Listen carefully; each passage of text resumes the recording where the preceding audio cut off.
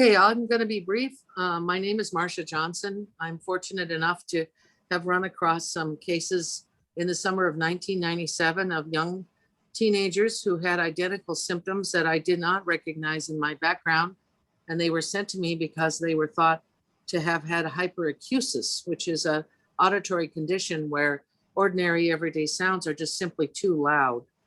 But these three girls had a very unusual evaluation in my clinic within a few weeks of each other, and it was a reaction to much softer sounds and very specific sounds. And so I started to become curious about this. And so this was the growth and development of what we now know as the Misophonia Association. And that was put together in 2013 after we had a kind of an impromptu convention here in Portland, and about 55 people came. And we decided that we needed to have more organization in the field at that time. And this is our 8th year of operation. And what we've done is put together these wonderful annual conventions. We've also funded research in the field. We have managed to connect people together in the field and gather professionals interested. And I mean, I just can't even begin to go into the most amazing things that have happened. And we've had fabulous volunteerism. And I'm very proud of our work. And we're very excited to offer you the second Misophonia clinic. And the purpose of these clinics was to offer everyone a way to access the most experienced minds, really, in the field of misophonia in a casual, warm setting where we can listen. Each misophonia clinic will have different presenters and providers. Today, we have a very exciting array of people, and we have collected the questions you've sent in, and I hope you will all enjoy. Remember that we are beginning tomorrow to enroll for the October convention, which will be virtual one more year. We apologize for that, but this is just what we're working with. We hope in the fall of 22 to be in Philadelphia, but you know, we've had a lot of feedback, and the board can tell you this is true, that people want to continue the virtual conventions because so many more people can attend. And we really almost tripled the number of presentations we could do in the virtual convention. So we'll see what happens. In any case, I'd like to welcome you today. Please remember the house rules. I'm sure Troy will go over those. And let's welcome our guests with a little silent misophonia applause. Thank you, dear guests, for coming today.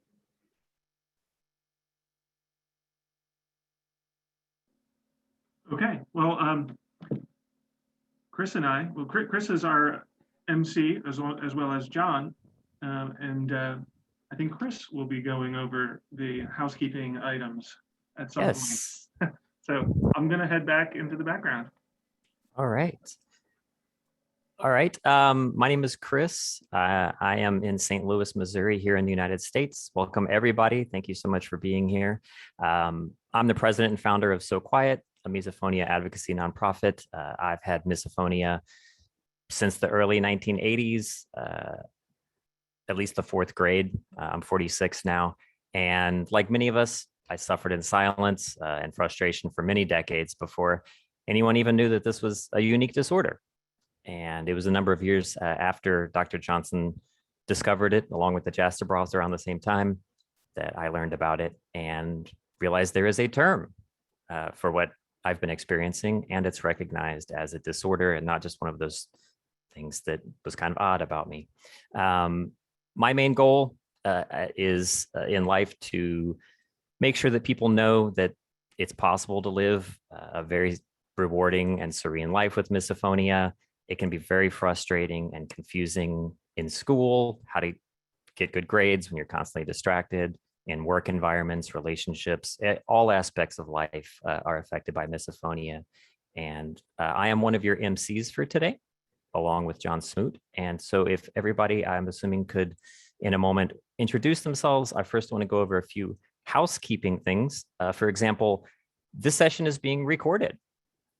It will be posted on YouTube shortly after the end of this in the next few days. So you can go back and refer to it or watch it if you are unable to watch the whole thing.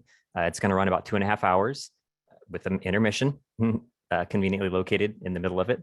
The source of the questions we will be asking the panelists, who will introduce themselves in just a moment, come mainly from the registration. So when you registered for this event, you would have had an opportunity to submit a question. There's going on over 250 people who signed up for this, so that's more questions than we're able to get to. However, we're going to get to as many as possible. And if you have questions, you're welcome to also put them in the chat, which is whichever direction you happen to be facing. Troy will be monitoring the chat for any questions that come up. We'll do our best to get to those. But again, there are way more questions than we're going to have time to answer. Chat is a great place for participants to communicate with each other. So as you're watching this, if you want to shout out to other people who are attending, feel free to use chat for that. It's mainly turned on to let the audience interact with one another and for bubbling up any kind of administrative things that happen to come along. For example, triggers. If there are triggers that any of us in this panel are doing that you would like for us to be aware of, feel free to drop those in chat and Troy will alert us to them. We are going to do our absolute best to remain on mute for ourselves until we are talking to eliminate any kind of background noises or anything that might be happening in our immediate vicinity. Same with visual. We will try to go off camera for any kind of things that might be visual triggers. However, we can't cover all bases. We'll do our best.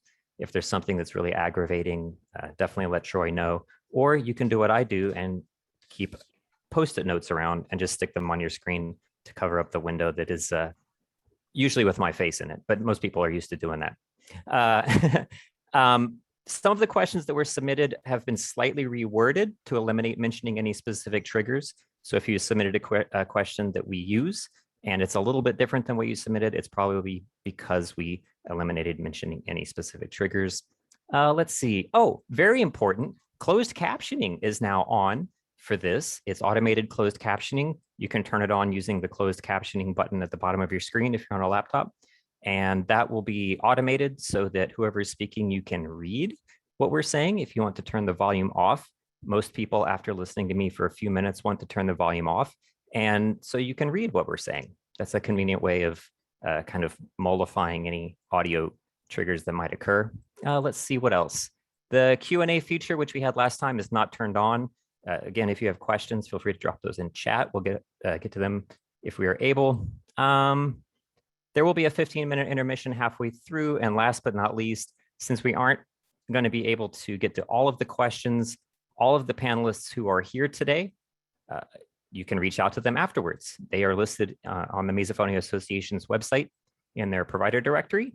And if for whatever reason you want to get a hold of me or John, we're also both available to be available to you to answer questions. But all of the panelists you can find on the Misophonia Association website. So I think I covered all of those things. I will now turn to introducing the panelists. So here we go. Our first panelist is, we'll start with Sade. Sade, do you want to introduce yourself? Yes, so I'm Sade Hardy. I practice psychotherapy. I'm a licensed clinical social worker here in Portland, Oregon, where it's currently very hot. I am a misophone myself, and I discovered this about, I guess, 11 years ago while I was already practicing as a psychotherapist. A colleague of mine and hearing me, I also taught yoga independently as well. And so I did yoga with some colleagues of mine and would tell them about certain noises that were bothersome to me. And she ended up telling me, oh, I have a client who has said that this is an actual condition and has a name. And I thought, whoa, what? So I did what I think probably almost every other misophone does when they find out about misophonia. I did a lot of research on it and found that there were so many other people around the world really that had the same experiences that I did, but I'd never heard anybody else say anything like what I had experienced. So it was great to find it. And then shortly after that, I realized that a lot of the treatments that I was already doing would be really helpful for me to try to apply to myself, specifically to the misophonia, and have found that really helpful. So it's really become a passion of mine to help other misophones find ways to be able to cope with this. So happy to be here. Thank you very much. I'm just going in the order that people are on my screen. So John, would you like to introduce yourself next? Sure. Hello, everyone. My name is John Smoot. Some people call me the Smooter or just Smooter. Some people just call me John. I'm in the Los Angeles, California area, and I've also lived in some other wonderful places like San Diego, California, Johnson City, Tennessee, and a place I call my hometown, Virginia Beach, Virginia. As far as I know, I'm the only one in my family who has miso, but I've been blessed with a family that's been really supportive since I found out what this is. However, I'll be watching my little girl closely for about 10 more years to make sure she doesn't show signs of it. I'm not an audiologist, psychologist, or any other kind of ologist. I'm just a middle-aged guy who's lived with misophonia since I was a teenager, and like many of you, I didn't know what it was until just a few years ago. In 2017, I attended my first misophonia conference. It was in my favorite little getaway town, Las Vegas, and I did not know what to expect. I'd spent much of 2016 learning about miso, and I hadn't knowingly met anyone else who had it in my entire life. There was one person, but I didn't find out about her until a few years ago. Anyway, I met a lot of people at that conference from different walks of life, different lifestyles and personalities, different careers, different beliefs, but we all had one thing in common that united us. Do I need to say that's misophonia? I'm the admin for 2 misophonia support groups on Facebook. One of them is a regional group called the Western and Pacific Misophonia Support Group. The other group is pretty much open to the world, and it's called Misophonia Without Borders. I'm really proud to say that we have a growing membership of truly awesome people in both groups. People who suffer with misophonia and people who support them, like friends and family, and even some of the professionals in our community that help us cope with this and try to find a cure. If you're looking for a misophonia support group and you live in the Western United States, Alaska, or Hawaii, I hope you'll check out the Western and Pacific Misophonia Support Group. And if you live in those same areas or any other part of the world, maybe Misophonia Without Borders could be your group. But as much as I hope you'll check out these groups, I also encourage you to check out as many misophonia support groups out there as you can find.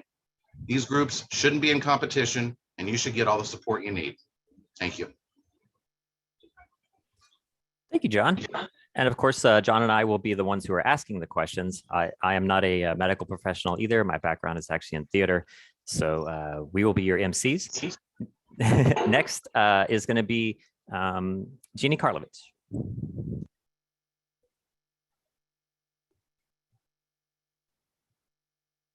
Sorry, couldn't unmute it. I'm Jeannie Karlovitz. I'm an audiologist. I work at an ear, nose, and throat practice in Exton, Pennsylvania. I myself have misophonia. I did not know that I had that as a child. I had never heard of it. I just was labeled as oversensitive. And it wasn't until I attended a Jastroboff conference where I learned about misophonia that I went up to him afterwards and said, I have that, and told him all about it. And he said, yep, sounds like you do. So as a professional, I was very interested in helping other people with misophonia. So I did a lot of research, I read books, I attended conferences, etc., and have been helping myself and other people with misophonia ever since. So. Awesome. Thank you so much. All right. Also on the panel is Jaden Webb. Would you like to introduce yourself, Jaden? Hi, thanks so much for having me.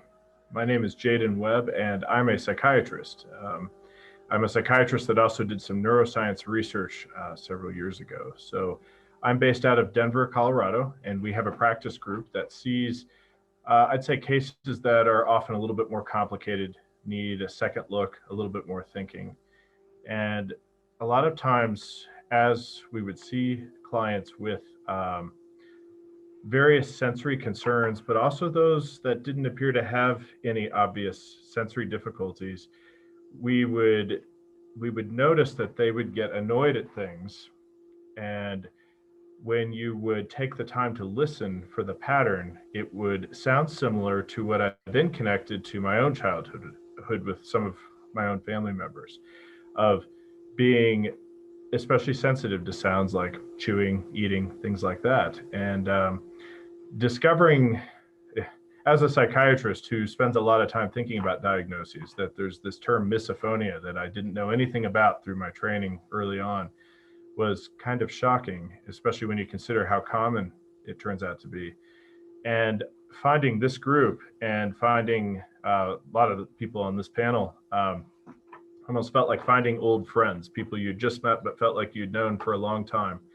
Creative thinkers who are willing to step outside of these neat little boxes that we get used to seeing diagnostically and think and see something that I feel like has been right under all of our noses for a long time. This very common problem, but a problem that really can cause pretty serious strife in families and for the sufferers. And so we, we're a psychiatric clinic, so we do a lot of work with medications and also natural treatment options to help people suffering from various disorders. The work with misophonia is new, but there are some very promising pathways that seem like they may be of use. And so that's a big interest of ours. And so thank you for having me here.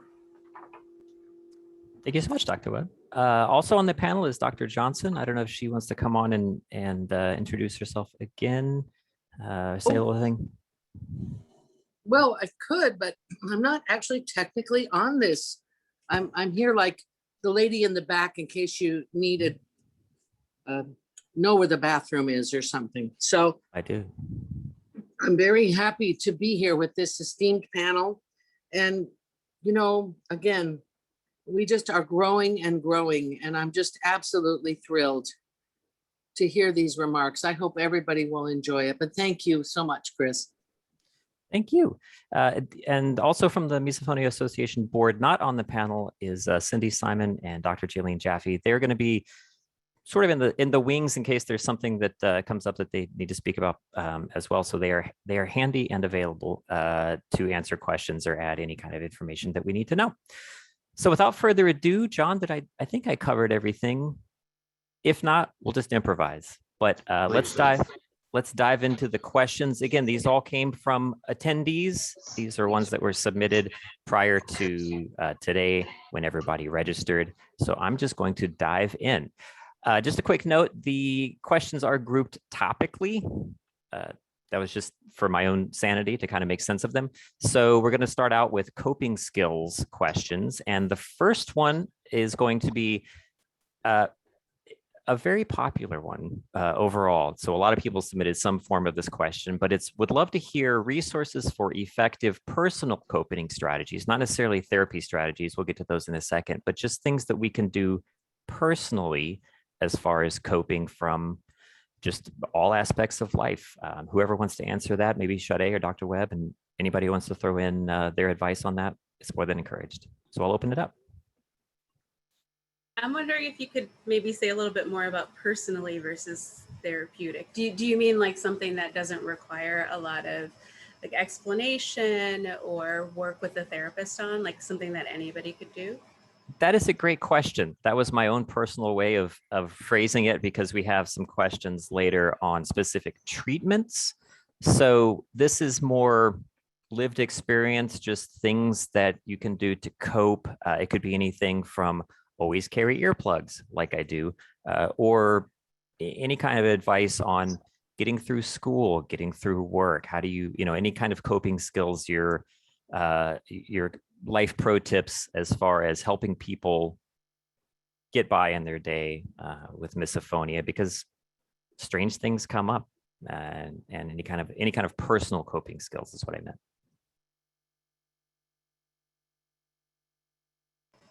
Yeah, I think that's maybe a little harder for me as a therapist to separate out, like kind of compartmentalize life that way. I would say that what I've seen a lot of is a need for accommodations with school. So being able to take tests or do other things that require a lot of focus separately from other people. At work also, folks can look into getting accommodations. It sort of depends on what is happening at work and what's getting in the way. So I think sometimes these questions are a little bit harder to answer in general because of that. That's where I might start when it comes down to school or work. I have thoughts about other ways to cope, but I think maybe they might bleed into the treatment a little bit more. Yeah, I don't know, because it was such a common question in a variety of different words, people asking specifically for coping skills. I agree with asking for accommodations. We're in a wonderful time actually for people with misophonia. When I was a child and in school, nobody it was not on anybody's radar that this was a disability or a disorder or anything. And being able to use laws and processes that are in place for people with sensory disabilities or any disabilities whatsoever in schooling and in work, the ADA, so on and so forth, has actually been very helpful to me, and I'm sure it's been helpful to a lot of other people. As far as coping skills, John, do you have anything that you specifically go to, or maybe Dr. Webb, some things that maybe you would advise people with misophonia as far as just getting through your daily routines? For me, I keep my earplugs with me at all times, just like you. I also have some AirPods, and I'm constantly recommending those Apple AirPods, but you know what? There's a ton of devices out there. I'm just recommending what I use. I hear that Bose makes some great ones, and I might try those out someday. That's really the best thing I have is earplugs and earbuds. Yeah, definitely. Go through lots of earplugs. Always have them handy. For me, just from lived experience, and then I'll move on to the next question, is it's very difficult at the beginning, but communication is probably my best coping skill. I'm not good at it. It's not easy to go up to a complete stranger when you're triggered and say, will you please stop doing that? But speaking up, asking for what you need from people, and I get this from recovery programs, but protect your serenity, like your own peace of mind and your own serenity and your own ability to be comfortable where you are is probably the most important thing. And don't feel guilty about just getting up and leaving someplace if you need to. Don't be afraid of offending people. You have a perfectly valid excuse for it. That's my coping advice, but that's just from me. Anybody else have anything to add to that before I move on to the next question? I will add, Yes, please. In my own experience, and also as an audiologist, I find that sound enrichment can be a very successful management tool. I know for my own life, there's certain people in my family who trigger me. And when I wear sound generators, I don't hear the trigger sound as easily. In some cases, it's masked, and in some cases, it's just not as strong. And so that sound enrichment can be very, very helpful. And also, I agree, advocating for yourself and be willing to say, hey, this is triggering me. Do you mind, not doing it? That also is very helpful. So completely agree. And just things you discover. I'm sitting next to a box fan that's always running for white noise. Oh, Dr. Johnson, did you want to say something? I would like to talk about this because I see this term all the time. What are coping strategies? What are coping mechanisms? How can we cope with misophonia, which is such a pervasive disorder? Sound is everywhere. Sound is one of our best physiologic mechanisms for survival. We are so attuned to sound that far more than we are to smells or vision or anything else. Honestly, hearing is the queen of our senses in many ways. But coping, if you're going to think about like different verbs, I've thought about this for 27 years. I have lots of time to think, so I'm very chatty about it. But so, enjoying the situation, coping with a situation, detesting a situation, enduring a situation. Coping has this kind of quality of something bad's going to happen, like you're going to the dentist and you just have to get through it. It isn't something anybody says, I hope I'm going to enjoy coping with my family get together today. It means it's implying already there's a level of duress. Do you know what I'm saying? It's a difficult situation, and it's just people want to know how best can I deal with it. And I'm very strong about saying to these individuals, pay attention to yourself, believe yourself. Think of these sounds maybe as yellow jackets stinging you. And so what's the best way to cope? It's to actually take care of yourself and leave. And then you just get up and you leave, and you have to cut a negotiation with your family, your workers, your friends. And you just say, if I stand up and leave, it might be surprising, but I just want you to know in advance, I have misophonia and I need to get away and get myself back together. And I think there's coping mechanisms like post-event that I think are very helpful. And I know Shade and Jolene know a lot about these relaxation techniques to calm yourself down post. But during this kind of an auditory attack, I try to teach children starting about 10 or 12, when they begin to feel those feelings, that's the time to go. It's not to endure until you're hopelessly in a rage. You've gone too far. And I try to work with them strongly to recognize when things begin to ramp up. And I'm not sure if that's helpful. I'm an audiologist, not a psychologist, but I think the earplugs and all that stuff is perfect too. But if you get to that burning point, I like to use traffic light, green light, yellow light, red light. If you're green, that's good. If you start to get yellow, start thinking about, is this a time for me to exit? And don't apologize. You wouldn't apologize if you had diabetes and you started having a little blood sugar crisis and you needed to do something. You wouldn't say, I'll just sit here until I pass out. So be brave, be strong. And I just wanted to add that in. I think that's one of the best coping mechanisms, and I don't think we should be ashamed of it. Well said. Yeah, I agree completely. I just wanted And to add, oh, sorry. no, go ahead. I just wanted to add, I'm so sorry about apparently there's background noise here. Again, it's almost going to be 112 here today. So I have an air conditioner on. I don't know if that's it, but I can't turn it off because I would die probably. But I just wanted to say two things to add on to what Marcia was just talking about. One, I think the one way to think about coping mechanisms are there may be short-term coping mechanisms and long-term coping mechanisms. And so it's helpful to recognize that there are those two different forms. Both of them are going to require quite a bit of practice on the part of anybody who is trying to develop them, because they're skills like any other skill. So if you were going to learn how to play piano, you'd have to kind of go get through the parts of like being really bad at it, knowing that as you work on it, you're going to get better at it.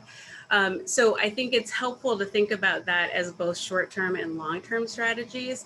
And the way that I kind of think about it when it comes down to dealing with misophonia triggers is, if you can leave. If you can't, that's when you might need to start using some skills to help you to be able to get through that. Because I completely agree, Marcia, that you should not sit there and endure it if you have the opportunity to get away, even if it's just for a short time. absolutely. Yeah, if you're in the middle of a flight or you're on a Greyhound bus, the exiting is not always an option. But yeah, those coping skills can come in really handy. Also, I would add to the coping mechanisms, really working on, and there was a great presentation about this at the convention, about increasing vagal tone or developing vagal tone, because doing that will definitely help with being able to cope, and it gives you more ready access to the built-in sort of skills, coping skills that we already have as human beings. Well said. Okay, moving on to the next question. Thank you, everyone. Fantastic advice. Next question, also under coping skills, a couple more from there, and then we'll move on. My misophonia seems to be getting worse as I get older. Any advice? This is a common topic that comes up as far as the severity of misophonia as time goes on. I don't know if anybody can speak to this. I've had this experience because I've had it for quite a while, but new triggers unexpectedly get added to that bank, that personal list of triggers that affect me. Some that used to not, now do. Anybody want to speak on how to handle that or what to expect? My understanding is we don't really know if that's a fact. It's just sort of anecdotal that people get new triggers added over time. Some people say it does. Some people say it goes and gets not as severe over time. So that's the question. I just like to thank whoever asked that question, however many of you did, because all I can say is, get off my lawn. That's a great question. I have a comment. Dr. Jaffe. I think that in my experience, people with misophonia tend to be suggestible in a lot of different ways. So it's one of the reasons we don't like people to post the thing that is their trigger. We don't, on Facebook groups or wherever, you say trigger warning or something, because mentioning a trigger, people with misophonia have a tendency to say to themselves, oh, I hadn't thought about that. Let me look for that one, kind of like that. And then it gets added. So I think that one way to avoid that in the long run as time goes on is to stay with the present moment as much as possible. It's also one of the best kinds of ways to cope with panic and anxiety, is to stay in the present moment. Here's what's happening right here and right now. I'm in this room. I see this object. I see that color. I can smell this. I can feel these textures. It's grounding yourself in the present moment, and avoid getting taken away and carried off by some new sound. Definitely. Yeah, that is one of the reasons we're trying not to mention triggers here, is because there's a strange communicability. It's not conscious, but it is known. Yep. Shade? Yeah, I mean, I'm sort of the opinion that it doesn't necessarily have to get worse as we get older.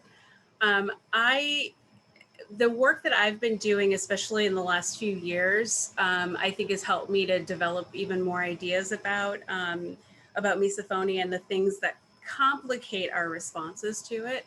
And my sense is that a lot of us struggle with over-control or over-controlled coping that just gets reinforced when that over-controlled coping works. So any behavior that gets reinforced, we're going to continue to engage in.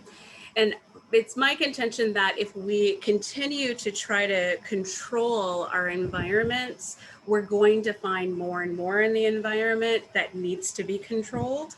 And it's sort of my sense that that might be in part where that comes from, that developing of new triggers. So I would definitely suggest, and I'll talk about this more in the treatments, but I would definitely suggest treatments that actually target over-controlled coping.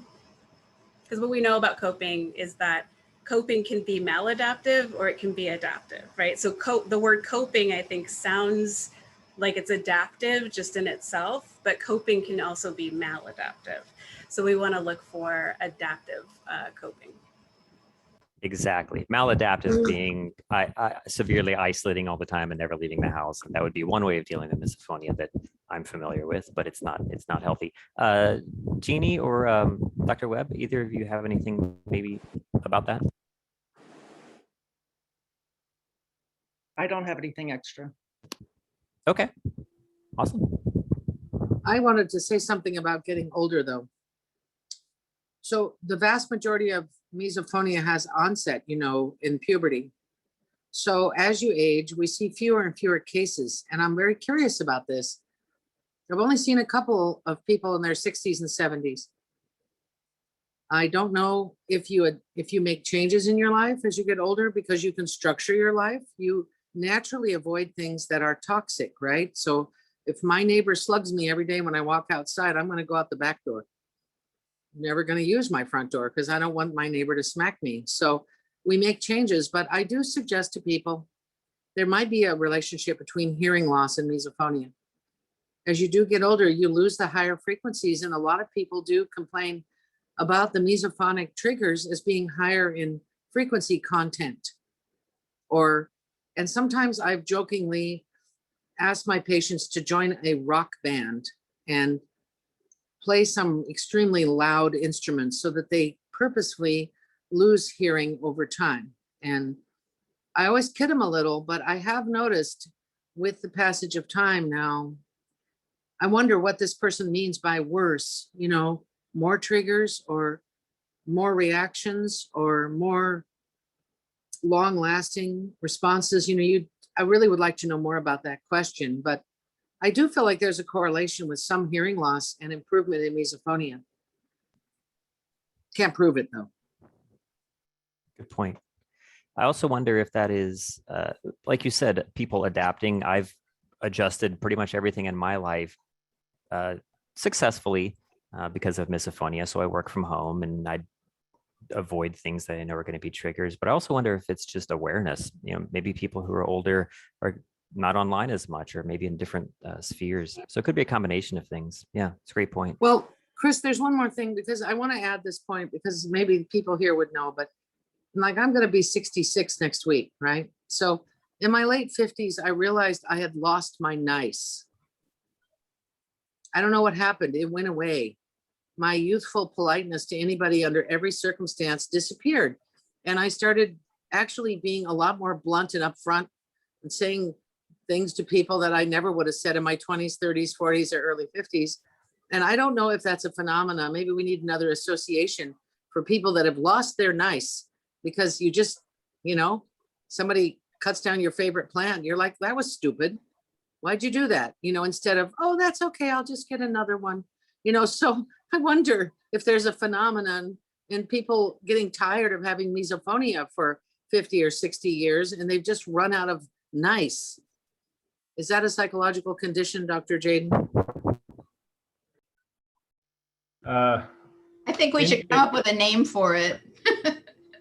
In development, personally, we'll see where it heads. But yeah, that's a good one. I don't know, talking about one's own impatience in a large group setting. How interesting. But I like where you're going with it. Never hurts to have another association, I suppose.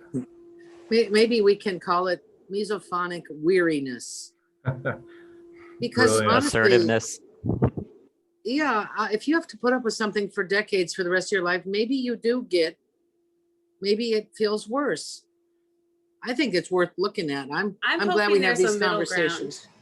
I'm hoping there's a middle ground that we can find, though, so that we can keep the kindness in it, but still learn to be assertive and ask for what we need and to be able to express ourselves. So I'm of the opinion that there's a middle ground to be found there, for sure. An analogy I'll sometimes use that I know is not perfect by any means, but because I like your hornets, you open a box and the hornets go sting one person. But I had used imagine if you just happened to live or visit a culture where scratching your nails on a chalkboard was a normal thing that people just did. You get together with people and 3 or 4 of them would be just raking away, making these horrible sounds. And you live in this world where everyone thinks you're weird for thinking that that's distressing. You can imagine it would take some people just a matter of days before they'd be going, all right, I'm leaving. I don't know what's wrong with all of you, but I'm out of here. But you're stuck. It's your own family. It's your parents. It's someone you love. And so you can't get away from lots and lots of clawing at chalkboards. And so I suppose it really actually speaks to a lot of resilience in a lot of people that they could go for that long, for years and years, and people not even know about it.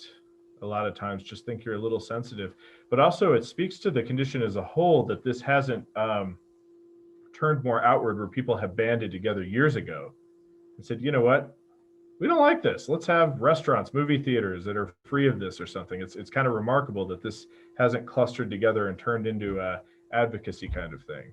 I wonder if it speaks to the type of person that tends to suffer from this. I have a thought about that.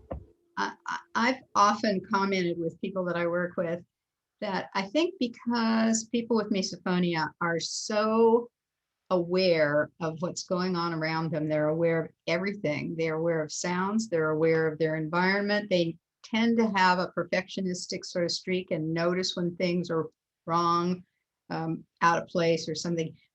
They think that other people are as sensitive as they are in a lot of ways. So they are very considerate of other people. They are super kind and quiet and try to be appropriate in their behavior and all that. They try to put other people first because they think other people are going to have similar reactions. Over the course of time, I think it becomes sort of a pattern of putting other people first and not taking care of oneself in the same kind of a way as maybe they do later on in life.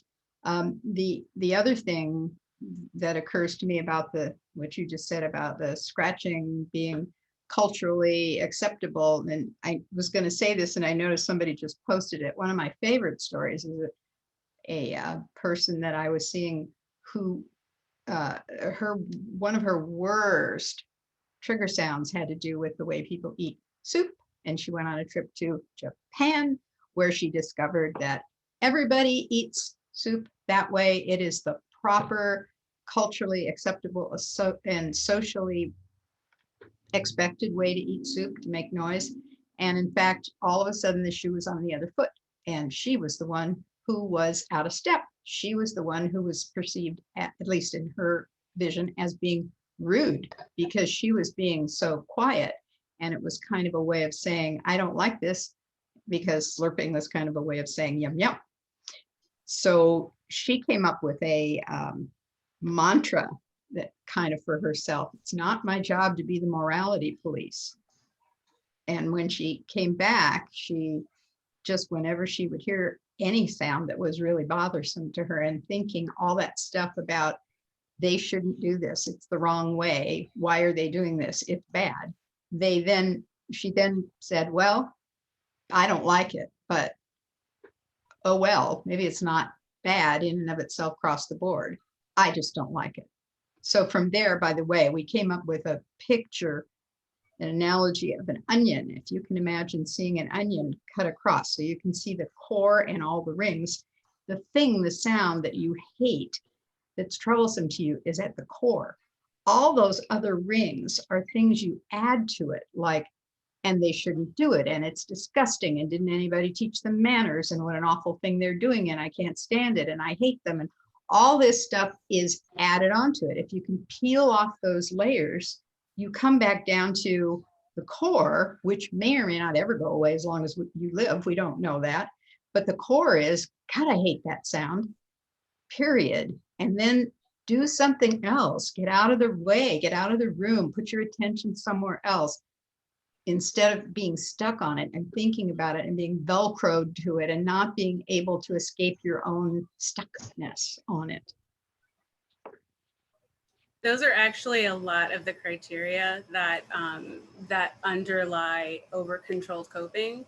Is actually, there's a biological side and a nurture side, but people who employ over-controlled coping tend to be highly conscientious, tend to have sort of a lot of moral certitude, can have a lot of rules for themselves and for other people about how one should act, a lot of perfectionism, like you were talking about, Jolene. And I think that's in part why that ends up being such a useful treatment for misophonia, because it can hit so many of those areas. And one of the biological pieces of being prone to over-controlled coping is having a high attention to detail, one. So meaning you can pick up on little things, little inconsistencies that other people can't. And then also having a strong ability to persist and being much more sensitive to negative stimuli than more positive stimuli. Very interesting. Maybe part of that, I coined the term reciprocal accommodations. You feel free to use that one.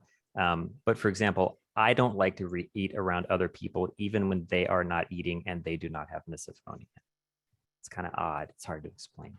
All right, I'm going to hand it over to John for the next couple of questions. Thank you, everyone. Thank you. And if I could backtrack in just a minute, pardon me, hope I didn't just trigger anyone. Speak as a misophone who would have contributed the last question had I not known it was already there. A middle-aged misophone who does feel that it's gotten worse as I've gotten older. And I've also been attacked by a hornet's nest, just thought I'd throw that in. For me, I noticed my triggers starting in my teen years, but by my 20s, I noticed that those triggers, most of which were the common ones that most of us have, I won't say them right now, were getting worse and harder to deal with. And over the years, I've learned patience, but it does hurt more than it used to, for lack of a better explanation. And another thing that goes hand in hand with that, at least in my experience, is, I'm sorry to say this, the downside of finding out what this is.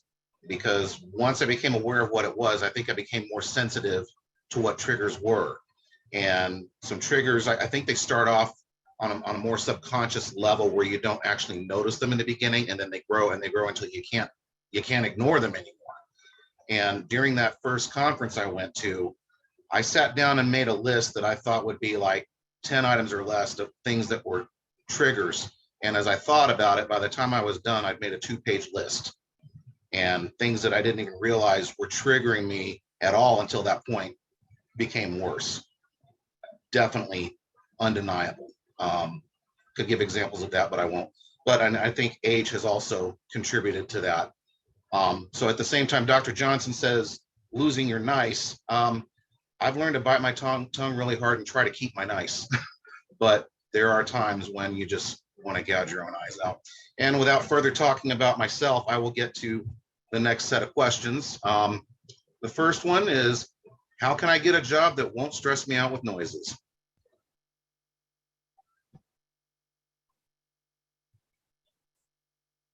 Uh-oh.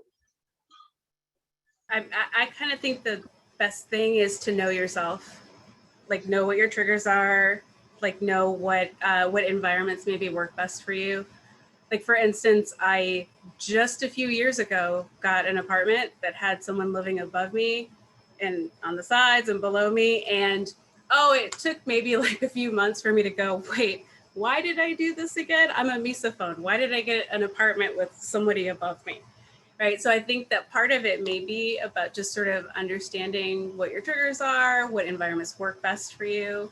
It may not be easy, right? I mean, we can't always choose what jobs we do just because of the requirements of some jobs. But if you have the ability, I would say, like, just know yourself well enough.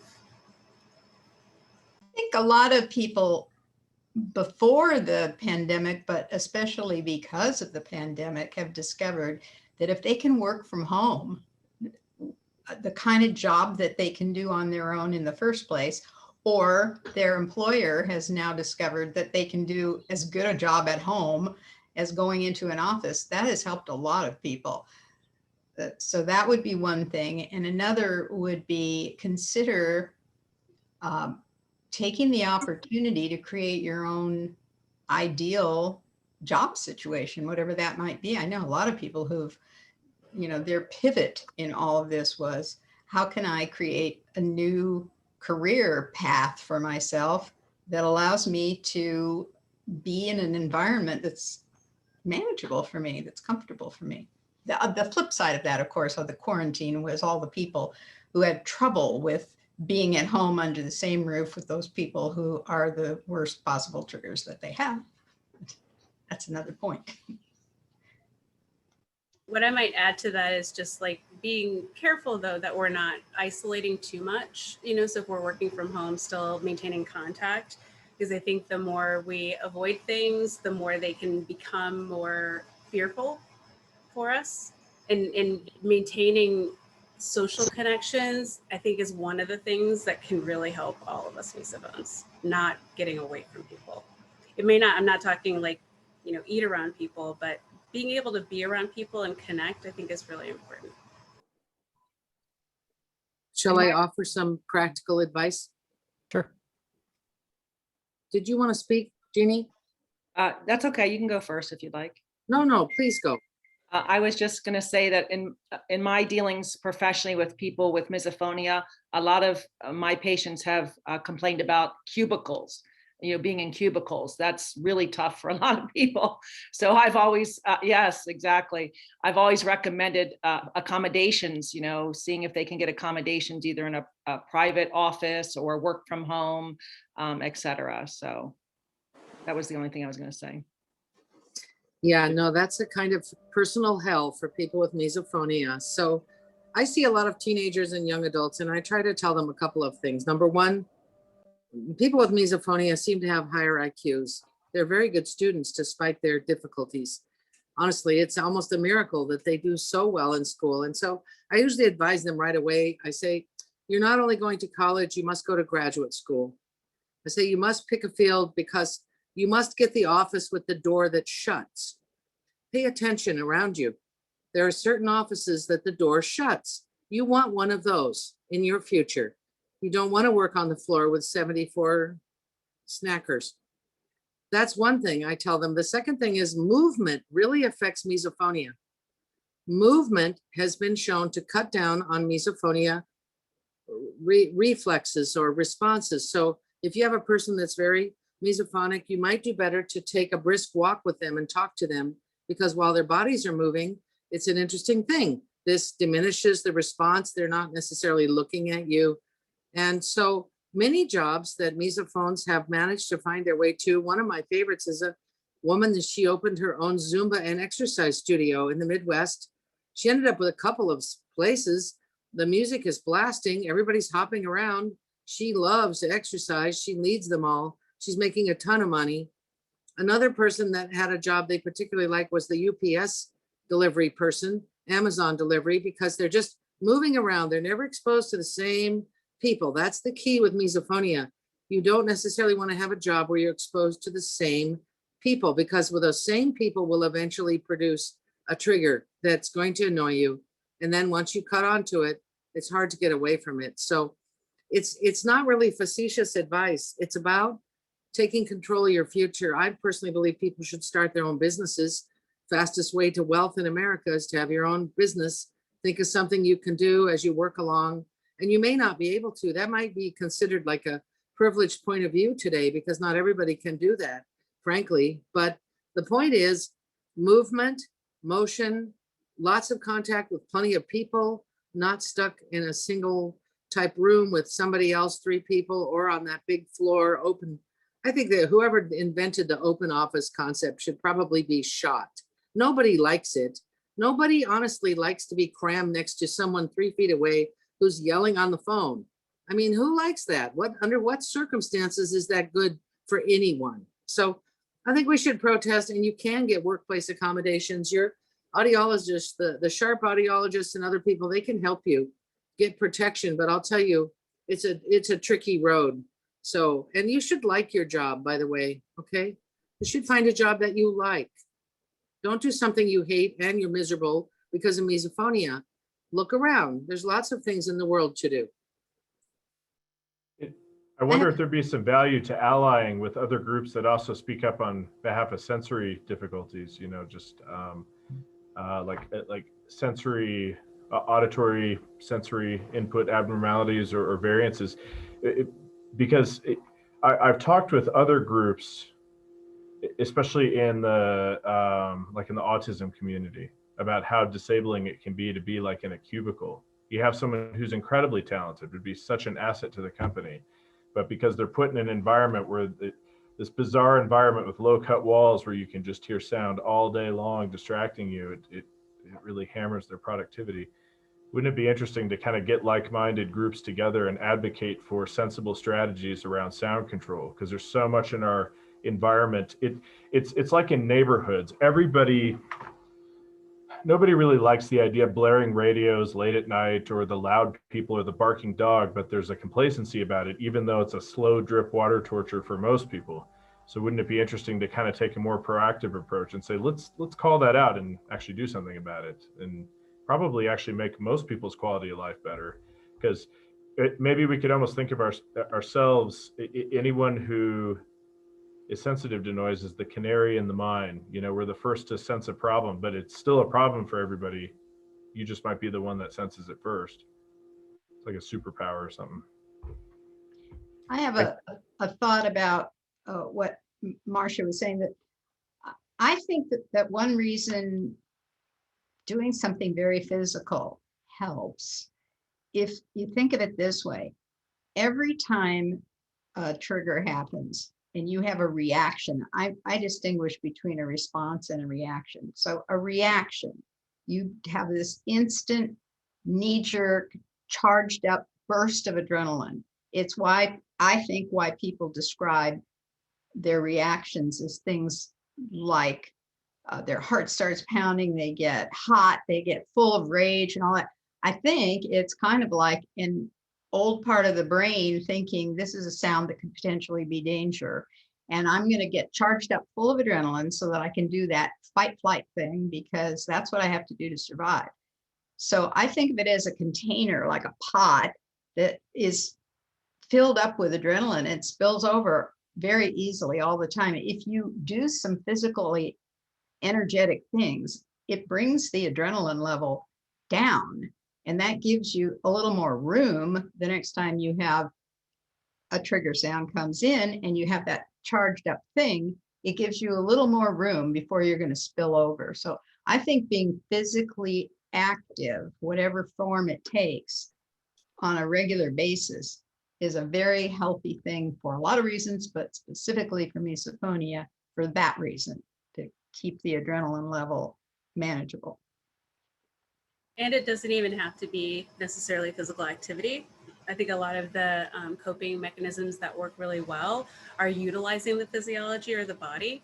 So also like laughing uncontrollably can be another way to what they call complete the stress cycle. It's getting out all of the built up sort of stress energy from the body in a physical way. So like a physical activity could do that, but it's physical activity and connecting that can actually start to lower stress in a person. And I would just add to, if we're going to be physically active or do something physical, it helps if we can set the stressor aside and just focus on the stress. So if I go running and I'm thinking still about how mad I am that someone like triggered me earlier, it's probably not going to help to bring the stress down. So it can be really helpful to have an activity that helps to take your mind off of the stressor, or that you choose to focus on something else for that moment.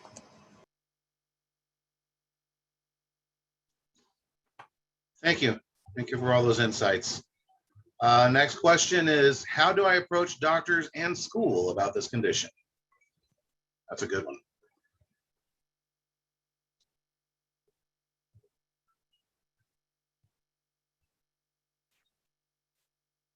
Wish we had specifics, like a case example.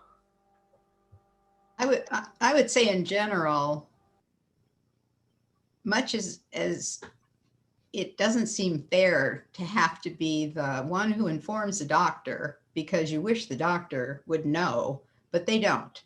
Much of the time they don't. People constantly say they go to the doctor opens up the code book and says, it's not in here, therefore there's no such thing. To which I say, it's not in there yet, and neither was anything else until it was. So I think it's a matter of time and figuring out a little more research where to put it in the code books. You know, like, is it a distinct separate thing, or is it a part of something else like anxiety? Is it a type of anxiety, or is it a type of OCD, or whatever? I think eventually when there's more research, there will be more information. In the meantime, unfortunately, the task of educating your doctors or anybody else is going to fall to you because you know more than they do. I think it could be helpful to focus maybe when you go to when you want to get accommodations. And this is as somebody who's had folks come to me looking for accommodations that even go beyond misophonia, is because misophonia isn't in the DSM, it's not a diagnosis that we're going to give anyway, because we have to diagnose what's in the book. However, what's helpful to me if somebody wants accommodations is to know, how is the misophonia actually affecting the thing that you want accommodations around? How is it making it difficult for you, and what would the accommodations help with? Because that can help us to actually give you a diagnosis that still is like workable for getting accommodations, but doesn't necessarily have misophonia on it. So I would say if you can talk about what the problem is so that we can then in the accommodations paperwork talk about that, it will probably work out much better. And we could probably just let go of for now, like whether there's an exact diagnosis for misophonia, if we can get something that allows for the accommodation at least. In audiology, we use abnormal auditory perception, and that seems to, be accepted in some with some insurances. And so I wanted to mention that, the abnormal auditory perception. Cindy? Cindy? Yeah. I see it a little bit differently when I read the question. How do I approach a doctor? The problem is most of the doctors don't know. So until we get people at pediatric physician meetings, we're not going to get them to know more about this. A lot of times the kids just hear something online and they diagnose themselves, and then they start wondering, where do we go? My doctor knows nothing about this. And that's the question, and finding someone who is aware of what it is and can discuss it. In terms of school, like Jeannie said, we use abnormal auditory perception because it is. That's a completely legitimate diagnosis code that we use. We use it for other things like hyperacusis, any sound reaction that's not typical. And I have yet to have a problem writing a letter, getting the accommodations for any of the kids I've seen. I've done it for adults who can't listen to keys on a computer being struck, which is so commonplace, and had to get them a quiet place away from all of it, or get where they can wear their headphones. I don't like earbuds. I don't like anything that blocks your ears, which is why noise generators are so well tolerated, because you have the background noise to reduce it while not reducing, for a child or even someone in the workplace, the voice of their teacher or their boss, so they are aware of what's going on. So I think it's easier. The problem is you have to get schools where they allow this. You can get the accommodations, but some people in the schools do not tolerate it well. They don't understand it. They make fun of it, and teachers have made fun of students. And we've actually filed complaints about those teachers with the school board for doing that. So we've done well with letters to schools, but again, they go around until they finally find someone who does know what misophonia is. I have a couple of psychologists who work with that. I now have an OT who's working with autism and misophonia. So I'm excited to start building a group that I can refer out to, but you have to get the doctor to buy in, or I'll tell them, have your professional call me and I'll explain it to them. And coming from another professional who's actively involved in it seems to be helpful. I totally agree. And I offer that up to anybody who reaches out to me that is out of state, that I might not be able to see personally. I help them sort of orient towards the kind of therapist that might be most helpful for them, and then offer to do free consultation with any therapist that wants to know more about treating misophonia, because there's such a lack out there. So I totally agree, Cindy. Okay, thank you everyone for your insights and advice there. And I'm going to throw it back to Chris now. All right, thank you so much, John. I agree on all of that, asking for accommodations. Luckily, something that is been helpful to me is in the US, we have the Americans with Disability Act. So in work environments, you can definitely, it's a federal law, ask for accommodations. And I've had luck with that. I've had employers who've initiated a no food and gum policy in the office. I've had them provide earphones for me, but now I work from home. So, all right, moving along. Thank you so much, John. The next section is the therapy and psychology question. I'm actually going to switch the two that I have listed here. So I'm going to go with the second one. What drugs have you used successfully to help individuals with misophonia, and how do they work? And I'm going to direct this one first to Dr. Webb.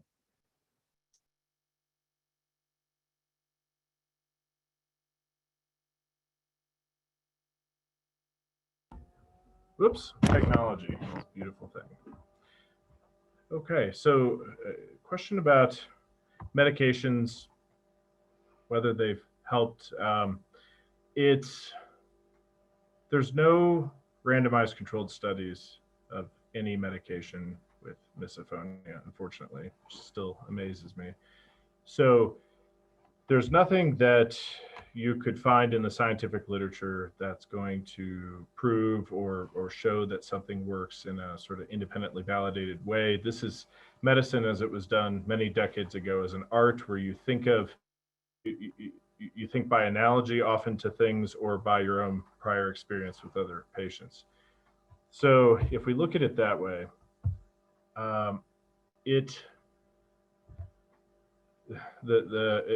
there's a lot of different entry points for how the misophonia process seems to affect the mind and the body. And I don't claim to know at all with certainty that any of these are true. It's often just thinking by analogy. There's the feeling that a lot of my clients have, that when they hear a trigger sound, especially from someone they love, it almost feels like a trauma. It's almost like a mini abuse. Someone that they care about very much is hurting them in some way, poking them, stinging them, slapping them, doing something that really can hurt. I mean, it can really feel like it hurts a lot. And then that can very quickly create this dynamic of the person that I love and trust the most, since it often is someone like that, is the one that continually abuses and hurts me. And then if I try to speak up about it, that may not even go well. They just go, quit being fussy. Everyone has bad days, whatever, get over it. And so one very interesting medication entry point is around trauma, thinking of it almost like a PTSD kind of thing. I'm hurt by something. And so when it happens again, I'm very quickly startled by it. It's almost like someone who was involved, say, in a shooting, and then during fireworks, they hear the bangs and it startles them and very, very quickly sets them off.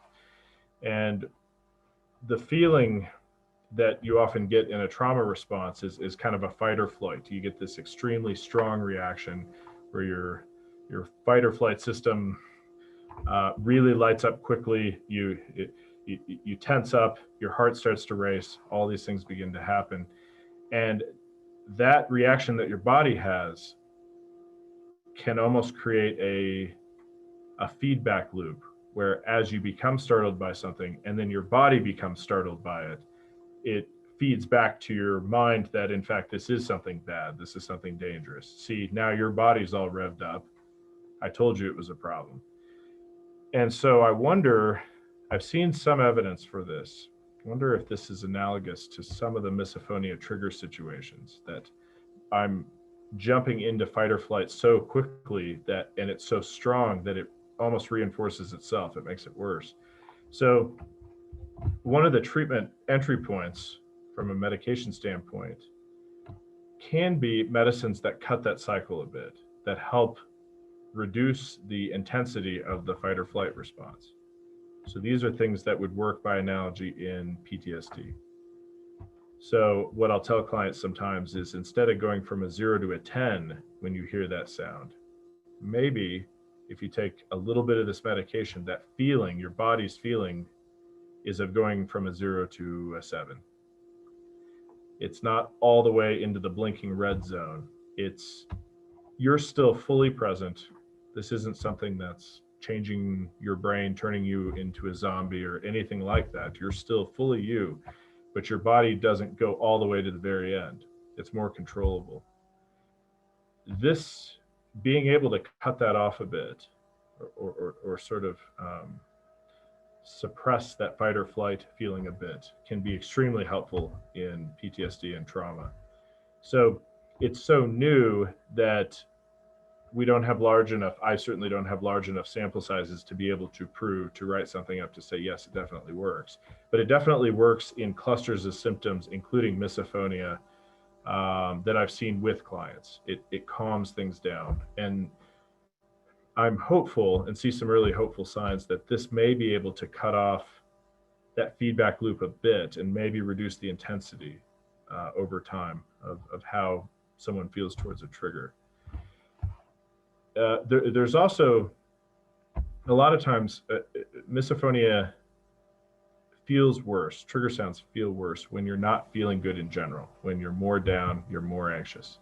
So a lot of clients that we see are coming in for a concurrent problem. I'm much more depressed than usual. I'm much more anxious than usual. And when you're feeling lousy, it just hurts more. And so a lot of times, if you can get your general quality of life up, we'll treat the anxiety, we'll treat the depression. How much it bothers you often goes down. So that can be helpful from a general wellness perspective. In other words, if you're finding yourself really struggling with triggers and with misophonia, it can be very helpful to zoom out a bit and sort of look at your whole situation. How am I doing overall? Do I have anything else going on that might be kind of throwing me off? There are, Dr. Webb, yeah. a couple of people in the chat asked if you were referring to a specific drug. We may have missed it. I have specifics in mind. I just didn't know if how far down, a particular rabbit trail we want to go with specific medications. As far as classes of medications go, so if I sort of back up a bit, the medications that help with the fight or flight response, two that jump out, beta blockers like propranolol sometimes can be effective in that. And also, there are some new medications, well, they're not new, but more newly used in the treatment of PTSD, like prazosin, which can help with sort of blunting that fight or flight feeling. So those are just two examples. In terms of treating depression and anxiety, that would be sort of the familiar algorithm for the treatment of depression and anxiety, antidepressants, things like that. Coming down in the next couple of years, a much more radical approach to things, but one that I think will become more mainstream as we work out how to do it safely, are really high-powered treatments that can actually help your brain remodel itself, actually help regrow synaptic connections and forge new pathways in your brain that may, in some cases, we already see this with trauma, interestingly, allow you to rethink how you view a traumatic event in your life, to sort of see it differently as less threatening. And these are things like ketamine, psilocybin, MDMA, again, things that rightly would have people going, wow, that's intense, because they are. But intense also means that it has the potential to do great good if it's done properly. These are things I see great promise for in certain cases, even possibly misophonia, because they certainly look very promising in the treatment of trauma, PTSD. Thank you. Sure. Shade, you were shaking your head. Do you have anything you want to add to that? Not necessarily, because I don't prescribe medication, but I would definitely second being very aware of any physical or biological vulnerabilities. So being really tired, when I am tired, I am much more sensitive to all of my triggers. If we're hungry, if we're feeling physically ill, if we've been too cooped up, if our sleep is off. So I'd really suggest like making sure that we're checking out what's happening in our bodies and doing a lot of good self-care. Excellent point. Anyone else have anything to add on that question? If not, it is time for an intermission. We'll take a 15-minute intermission. I believe it's 15 minutes, if Troy will correct me if I'm wrong about that. And then we'll come back and get started again. Everybody cool with that? All right. See you all in 15.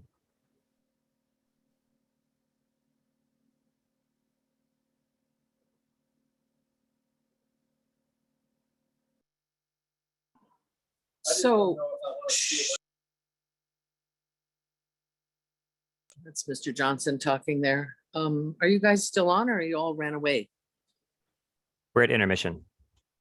Is it a good I'm time still to here. chat? I'm here. Is it a good time to chat on intermission, or? Well, the No. whole world is watching unless.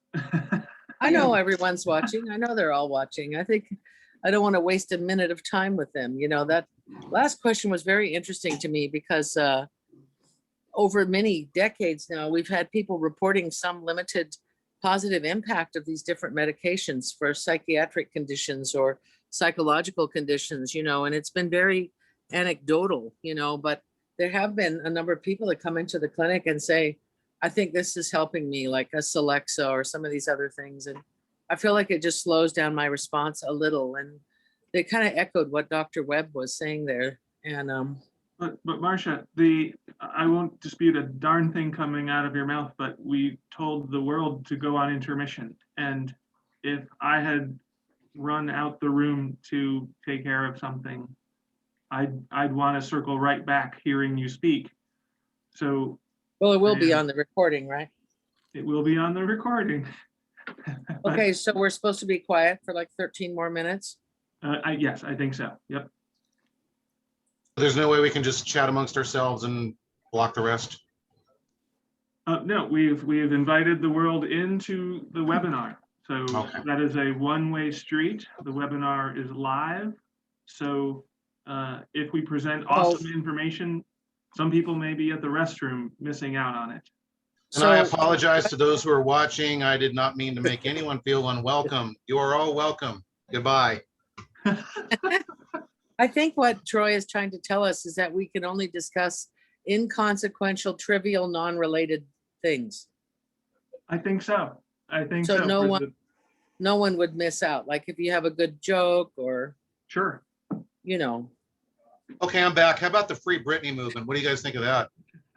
what is Uh-huh. happening? She's almost 40 years old. I don't She hasn't- understand, actually. I'm not a people like, you know, look at the movie star person, but she looks like she's 14 on the TV, but she says she's really 39. I don't know anything about it. Oh, probably because my kids went to see her in concert and they weren't even teenagers yet. And now they're all around 30, give or take a year or two. Well, to me, She's seriously, being it's abused. it seems she's a, pardon my French, grown-ass woman. She had some problems in 2008. She shaved her head. They went nuts over her shaving her head, said she was nuts. I work with a woman who shaved her head. She's not nuts. Sometimes people just do that.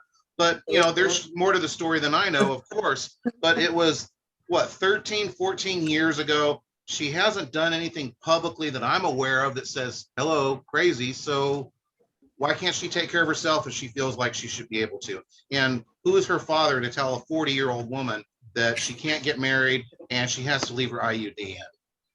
So having an attorney for a husband, we were just talking, and there are people who are perfectly sane, and there's ways to pay off judges. And guess what? He's her conservator. Their family is living off her money without having to do anything. And if she's uncomfortable doing some movements, they just give her drugs that'll let her do it. And they have doctors signing off on it. And you know what? It's really hard to get out of that. I'm mystified. We don't have people like that in Oregon. In Oregon, no one here is probably wealthy enough to try to grab a conservatorship over them. Mostly you want them to move out and pay their own rent. It's like, hey, you're 30, you're still living at home. Why don't you go find somewhere? Anyway, I don't know. You know, John, that's a fascinating question, but I don't even actually, I couldn't tell you one thing this lady has ever made a song of. I don't have a clue about her music.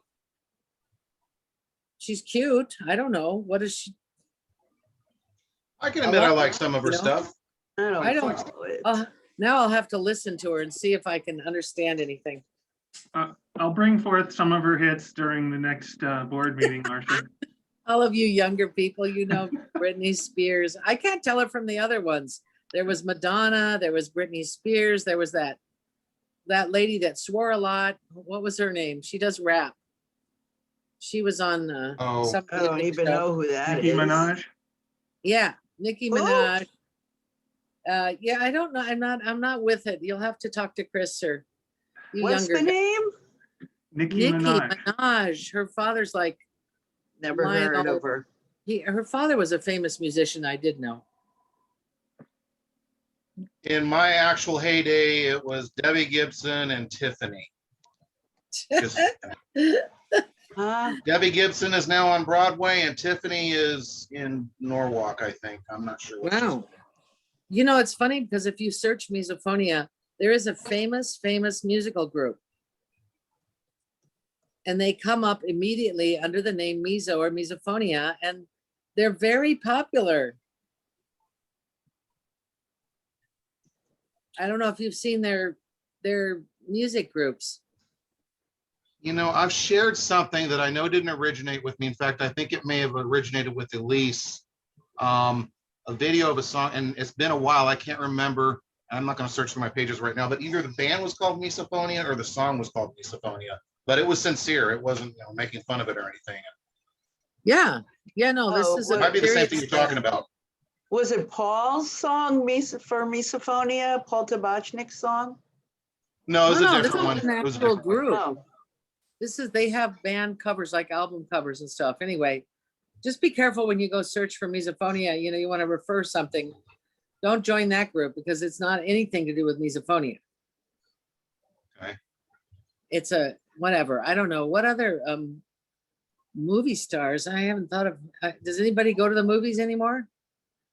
Netflix, Amazon Prime, giant television screen in the living room with a sound bar. Melanie Linsky, she's not quite A-list, but she is known as being a very funny person on 2.5 Men. She was Charlie's constant stalker that ultimately married him and killed him, for those of you who don't follow that sitcom. Ew. But they made it Doesn't sound funny, good. or they tried to. Oh, Who else? well, Ricky Gervais, supposedly, a lot of people suspect he has it. I don't think he's actually come out and said it, but there is that suspicion at least. oh, That might be why he told off half of Hollywood the last time he hosted the Oscars. Maybe he was grumpy from triggers. oh. Just kidding. Kelly don't Ripa, know. we've all heard that. Yeah, well, she was on that show when I was on there, but she, you know, they don't like to focus on that. Like Captain Kirk got off the tinnitus circus because he said he didn't want to be known as just a tinnitus guy. He wanted to be himself in his own work, you know. I didn't know that. Yeah, he was a big kind of poster boy for the American Tinnitus Association for years, but after a while he said he didn't want to do it anymore. You know, he had a lot of other things going on. That guy just keeps working, you know. He does. Anyway, they got 4 shadows, and then Chris is up there. What's Chris doing? What does he have in his mouth in that picture?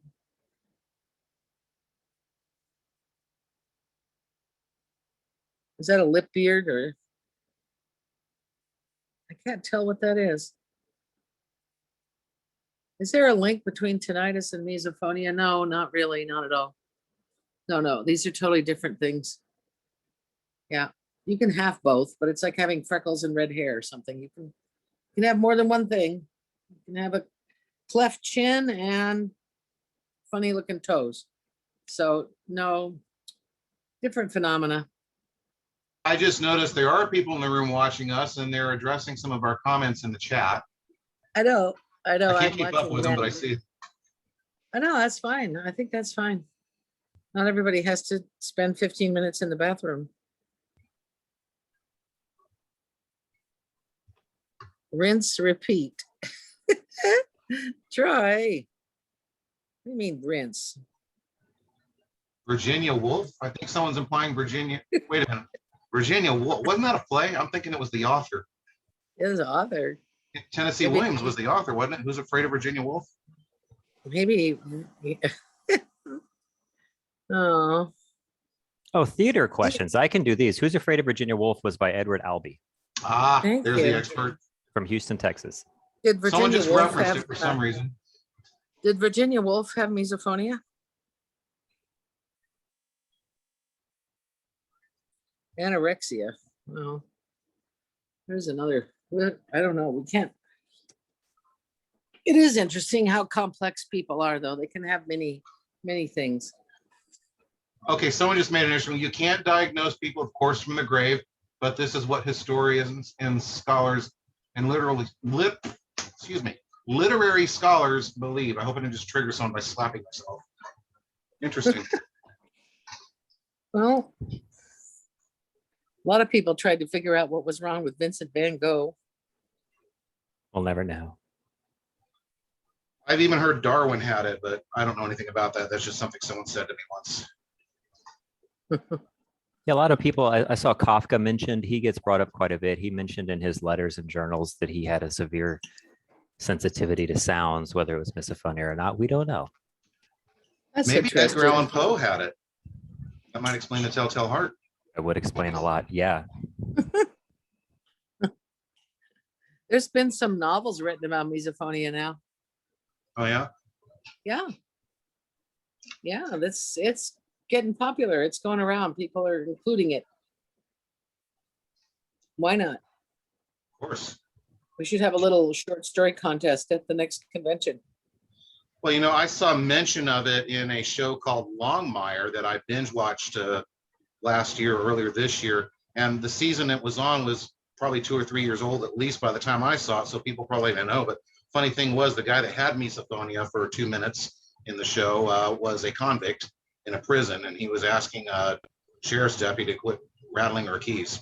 He says, I have misophonia. Google it. It's a thing. Exactly. This is at the Oh. time where I would be flashing the lobby lights. We're at 2 minutes till curtain. Autumn just posted a good question I'd like to answer, even though it's not time. She wants to know if misophonia is not recognized, who named it? And that's a good question. And I'll give you a 1-minute history, which is when I started working with it, discovered it, brought it forward, I called it selective sound sensitivity syndrome. And a well-known person in our field, Jastreboff, very famous person in the field of tinnitus, he and his friend over in London, they chose to call it misophonia, hatred of sound. And that was his friend, that was a wordsmith in England, had suggested that. And so it became popular. Jastreboff adopted it. And the problem is, I always have problems with it because it's not correct. Our people don't hate sound. They only hate certain sounds. As a matter of fact, they love sound and they love certain sounds very, very much. And so it's not quite accurate to say you hate all sound. That's not right. Also, it's vision and tactile and olfactory and all kinds of things. So you can't just keep it to the ears. So maybe someday we'll have a better name, but who knows? We'll have to force a lot of way through the brick walls to try to change it at this point after 20 years. Okay, it looks like we're at the top of the hour, so we'll reconvene. Welcome back, everyone. Hopefully you were able to get some coffee and take a bathroom break. Welcome, welcome. All right, here we go. Jaden's here. All right, jumping back into the questions. Hope everyone had a great little intermission. Jumping back in, here is the next on the list. Very common question as far as overall point. What type of professional mental health therapy is most effective for misophonia? This is where I was differentiating for myself between personal coping skills and professional therapy. So I'll open the floor. I suppose that would be my area. Sure, in please.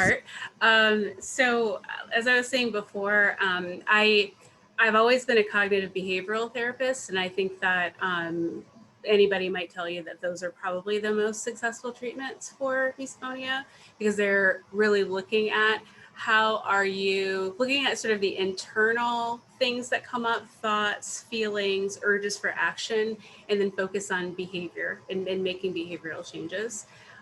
The work that I've been doing most recently, though, is something called radically open dialectical behavior therapy. And some people may be familiar with DBT, which is dialectical behavior therapy. That's for people who tend to have an under-controlled coping style.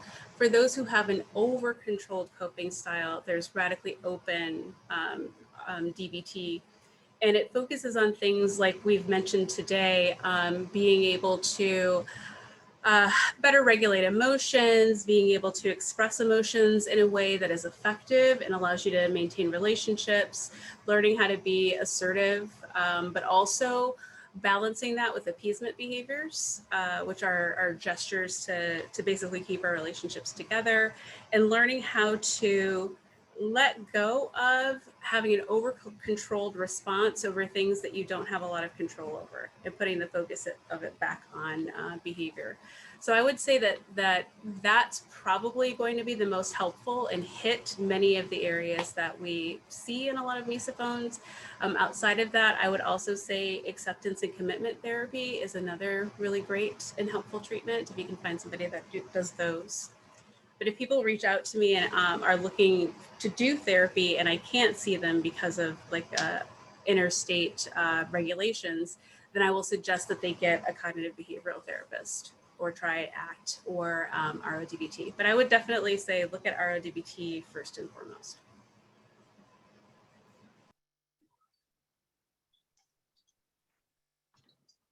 All right. Okay. Anyone else have any? Yes, Cindy. I do. I wonder, I guess audiologists just like to get involved in multiple things. So we would probably say best practices would be some kind of therapy like Shade just described, along with sound therapy for the short term to help deal with it.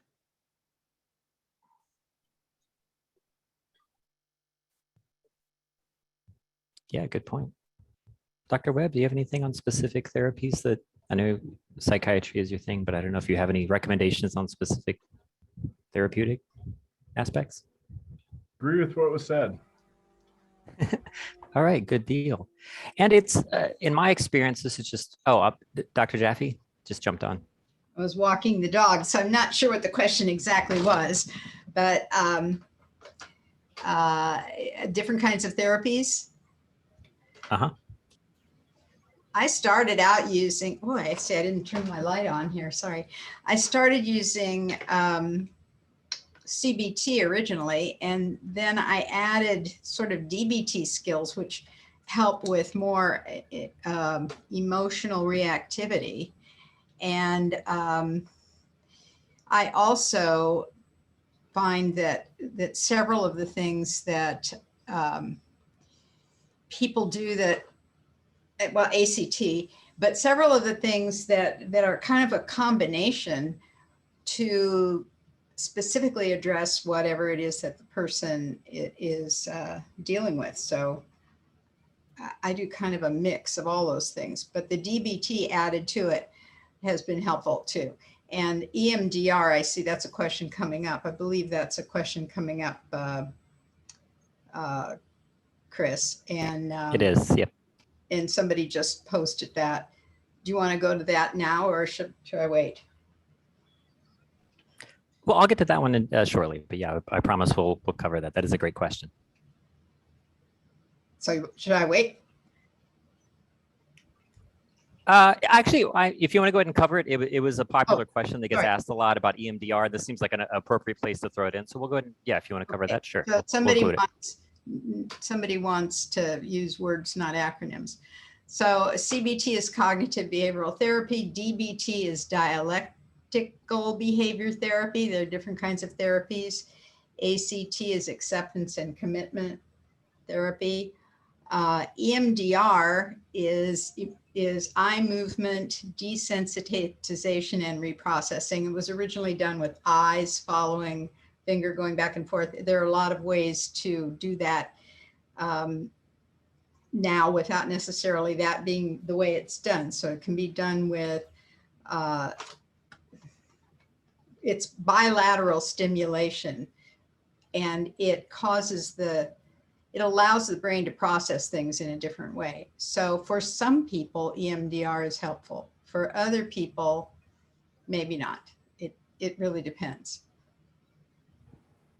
It's really my belief that despite the treatment that we use, the person who's getting the treatment needs to be an active participant in being able to cope with this and treat the condition. It would be so nice, and maybe some point we'll have this where we could take a pill or have a one-time office visit treatment for this. However, anything that you do, whether it's DBT, ACT, even hypnosis, which I think clinical hypnosis has wonderful things that they could do for misophonia, it's not going to work if you aren't an active part of it in practicing things, because what we're doing is we're teaching skills. And like I was saying earlier, if you want to ride a bike, if you want to play a piano or a guitar, you have to practice. That's what's going to make it work. And there's no real way around that. So I would say that that's an extremely important element to anybody getting better when it comes to misophonia. Good point. Yeah, and it's like any kind of therapy, or we just don't know a lot about misophonia, and there's a lot of ways to approach this. And for each person, and putting together a personalized, there's a little bit of trial and error in finding a therapist that you connect with and who understands misophonia. There's a lot of different therapies, lifestyle changes, all of that can be put together for your personalized approach, I'm assuming. I would also just add that anytime you might be coming in to see a therapist for misophonia treatment, I get asked a lot ahead of time with the treatment. What are the things that you do? How can you help with misophonia? Great question. And yet we're not a monolith, right? We're not all the same. And so I have to learn enough about your life and how misophonia is kind of getting in the way and showing up so that I can start to tailor the treatment towards the ways in which it's really helping or hurting your life or causing you to suffer. So if we can't give you a complete or a really detailed answer ahead of time, that's part of why. And I think that's why, Jolene, if I can speak for you, to correct me if I'm wrong, but why I also use an eclectic mix of treatments, because it depends on what you're struggling with, right? Some people might struggle at work and not struggle at home as much. Some people may struggle with like not having friends because they're avoiding people. So it really depends on how it's showing up in your life and presenting itself, what we would do to treat it. Good point. Good point. Okay, thanks everyone. Anybody else have anything to add on that before I move on to the next question? I do. Okay, yes. I would just like to say something I've observed. We have some really wonderful people here today who are donating their time this afternoon, trying to bring to us thoughts about what we can do. And, you know, this is my 24th year with misophonia. And if you'd asked me way back when if we would have something by now, I might have said, of course we will. But I think one of the things that's discouraging for people with misophonia is they go find the people that may be able to help them, but they're sort of mystified that there isn't, like, if you go to the American Cancer Society, there's well published studies, there's clinical trials, there's all kinds of procedures people have figured out. And misophonia is just still such a young field. And it's only been in the last 3 years that we managed to get a very generous family donated $4 million for research projects.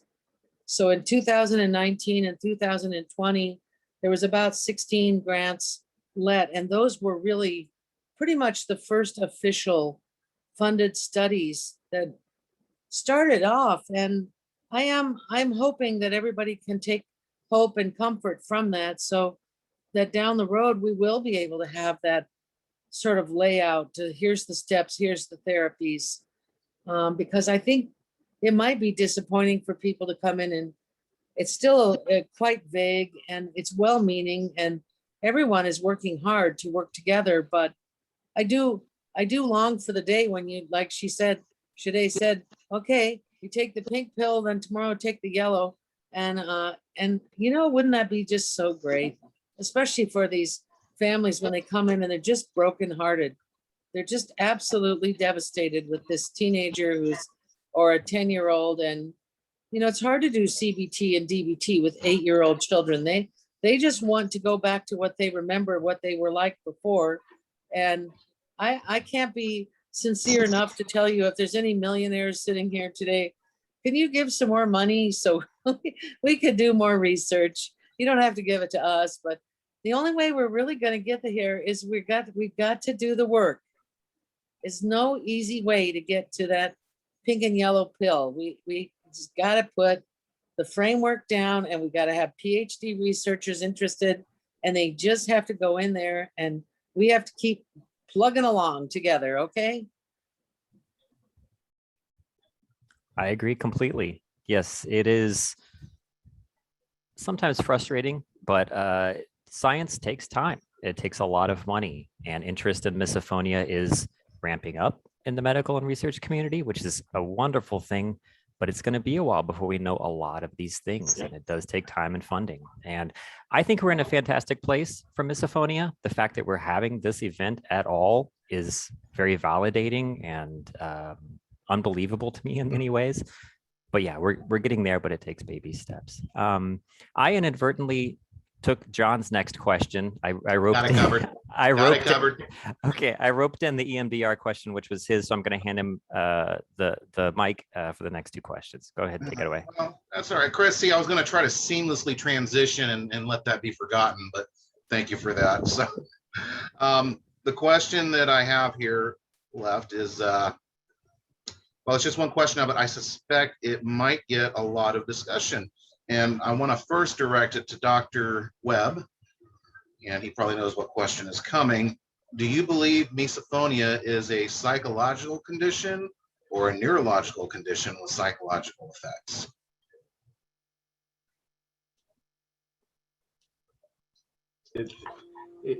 Part of what's so intriguing about this disorder is the way that it seems to encompass both so well.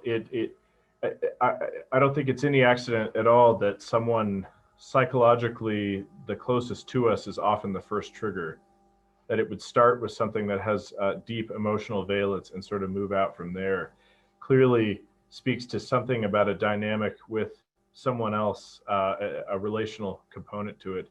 At the same time, all this new research, even the motor basis for misophonia, this research coming out really does speak to sort of the neurologic aspect of it. I think if you draw analogy to the other mental health disorders, any of them, depression, anxiety, OCD, you see a very similar pattern that you can find neurologic differences in all of them. You can find things on brain scans and imaging. You can find things in genetics. All of these things that suggest that there's something going on, something very complicated, but also there's deep psychological meaning to it, both within your own mind and the way you relate to others. It's really kind of startling that you could take something like, say, anxiety and treat it either through drugs that work purely through neurologic mechanisms, changing the brain, ostensibly, or you could do talking therapy with another human. You could sit down and talk with someone, and based on what you say, change your brain and heal a lot of the symptoms. What an odd thing about the mind-body interface. So I don't see any reason why this wouldn't be different, that we're going to find startling and clear data that can speak to it having a clear neurologic basis in some way, but also having such a deep psychological component that you can't ignore it. And I think that that's going to speak a lot to the treatment, that trying to go find one, since I'm more medically based in what I do, I think there's great danger to over medicalizing this also. If you're looking for the magic pill, the magic zap, the thing that's going to fix it, I suspect you'll be disappointed. I think that the greatest healing is going to come, Sade, really speaking to what you said, that it's work, it's training the mind to treat things differently, to see a different path.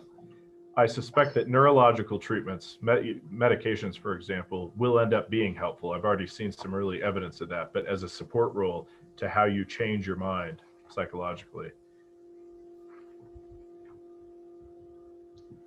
Anyone else want to add to that?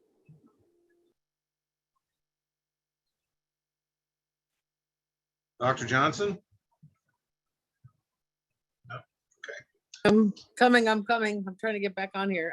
I thought you might have something to say to this one. Well, I love his answer. Because I've thought about this again. I've had a lot of hours of pondering about these things. And the fact is, I don't understand exactly. I'm not a PhD. I'm a clinician. I love my patients. I love people. I mean, I'm a big heart on legs, but the fact is I've never figured out why science need to have all the psychology over there and all the nerves and muscles and brain tissues and neurons over there. Because that's not the way we are. We're one person. We're one entity. You know, if you tell me I'm ugly, I might cry and then I have salty water falls out of my face, and that's a physiologic response to an idea. You can't separate people, I don't feel, from their feeling life, their thinking life, their emotional life from their physical body. If you get upset, you get sweaty and hot and turn red. And I think we have to start looking at things like misophonia like it's a thing. It's both things. It's everything. It affects all different systems. And if we look globally at people, and I think this is kind of common in other areas of our world too, we have to look globally. We have to look widely. We can't just say you're a nerve or there's all these arguments constantly in misophonia between whether it's just psychological or whether it's neurological. And I question, I think we should just say it affects living human beings that happen to be composed of a lot of different types of systems, most of which are pretty highly melted together.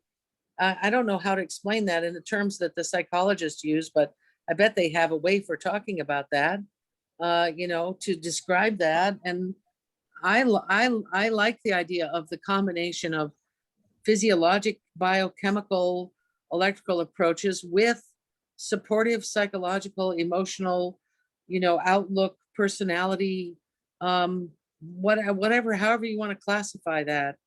I think we have to deal with the whole person. And then again, the constellation of the family.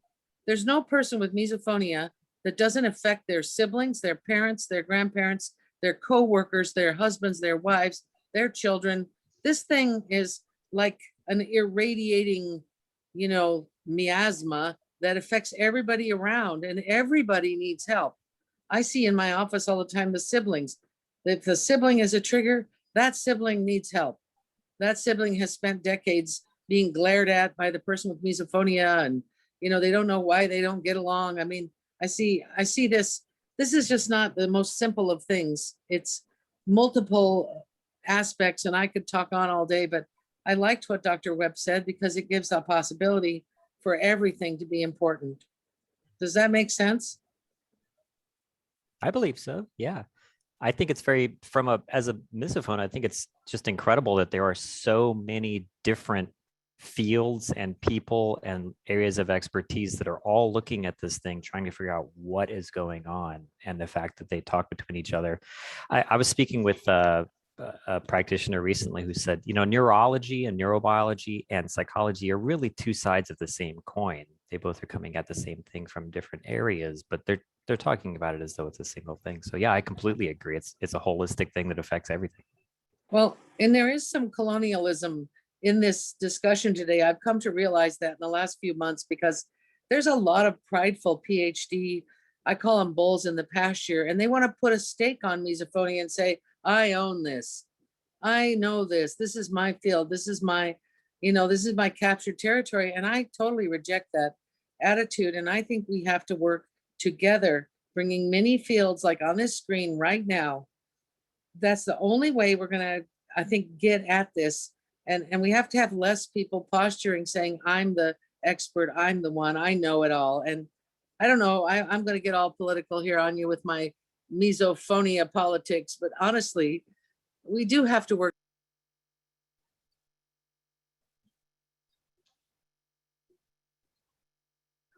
I'm going to assume her next word is going to be together or something along I think those so. lines. I think she Yeah, got dropped that off for a connection or second. something. Yep, there There she's she back. is. Okay, fill in the blank, fill in the Right. blank. I'm getting emotional here. I have to take a break. It is emotional. I having lived with this and suffered in silence for decades, I get very moved. Just going to the convention last year virtually, I got teary-eyed. It was so validating. It feels overwhelming that there are other people who know exactly what I'm experiencing when I was so alone for so long. This is a very emotional topic. Okay, Chris, if I'm not mistaken, I believe you handed the next question to me. Is that correct? Or did you want to go ahead and take it at this point? Well, since I stole one from you, you're more than welcome to take the next question. Okay. Actually, I thank you for that, because this question is kind of a subcategory of something that's near and dear to me, headphones and earbuds and such. Recommendations for in-ear headphones for side sleepers and the hearing aids that play white noise or block intrusive sounds. Does anyone have some advice on that? I can restate the question. I realize I kind of went off in a weird direction there. I'm happy to answer some things about that. In my practice as an audiologist, what I've discovered to be helpful for people, side sleepers, are those Bluetooth headbands. I don't know if you've seen them like on Amazon and other places, but they're just headbands that go around, and you can connect them to your iPhone and play different sounds. So you get stimulation in both ears, and it's just a headband that goes around your head. There's also sound pillows. You have your head laying on the pillow and you hear the sound from in just one ear. So you got the sound pillow giving sound to one ear, or you have a headband giving sound to both ears. And then actually some of my actual misophonia patients have chosen to use their sound generators, which are ear level devices that look like hearing aids, that they don't amplify sound, but we program them to emit a neutral sound, white noise, pink noise, red noise, ocean noise, fractal tones, whatever the patient would like. And some people wear those to bed. Some people don't find them comfortable. Some people do find them comfortable. So I would say those have been the three most popular for side sleepers: headbands, sound pillow, and sound generators. I did not know about those. Those sound pretty cool. I should check those Yeah. out. Mm-hmm. Sound pillows. Did I answer Okay. both? Did I answer all the questions there? I think you did. And as you were speaking, I was thinking of Sade, who I talked to quite a bit outside of this forum. We both use those Apple AirPods that I won't shut up about. Yep, Apple And AirPods. Mm-hmm. And it just, and I would advise people looking at the transparency feature for when you need to mix the real world noises with whatever music or talk show you're listening to block things out so you don't get in trouble at work. But it occurs to me that pretty much all the time when I'm wearing mine, I'm standing up or sitting up, and maybe if I were laying on my side, those things would fall out. So Right. it's good. Or What do you think, Sade? Have you tried laying down with those on? Do they fall out of your ear? I haven't done that. You're muted. Sorry, I was just mouthing. I think so. Yeah. Oh, okay. Okay, and do you have anything to contribute to this also, maybe, Sade? I would have said exactly the same things that Janine said. Yeah, yeah. Like especially the sleep headband is what I would suggest to anybody. Okay.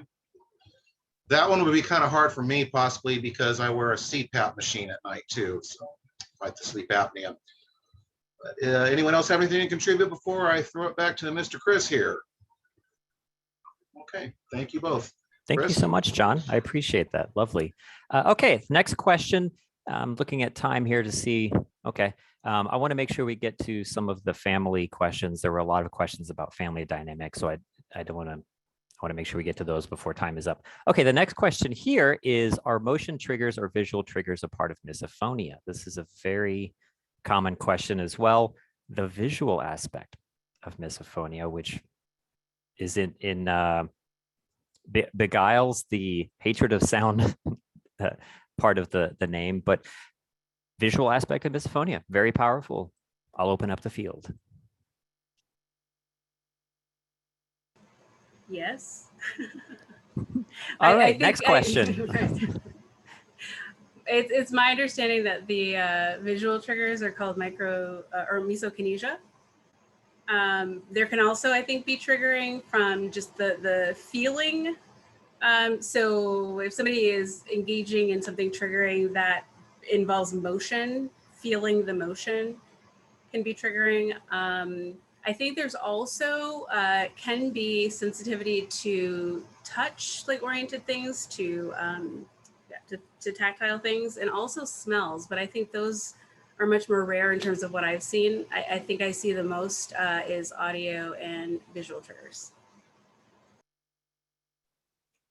Yeah, it took me a while to work on this because in the beginning, when these first teenagers came in, it was mostly auditory sounds, and they were complaining about auditory stimuli, and in a way, that's how it kind of fell into audiology labs in a way, because oftentimes the auditory stimuli were more troublesome. And so I began, though, being very open-ended in my interviews because I didn't know what was going on with any of this. So I started having people write down lists of things.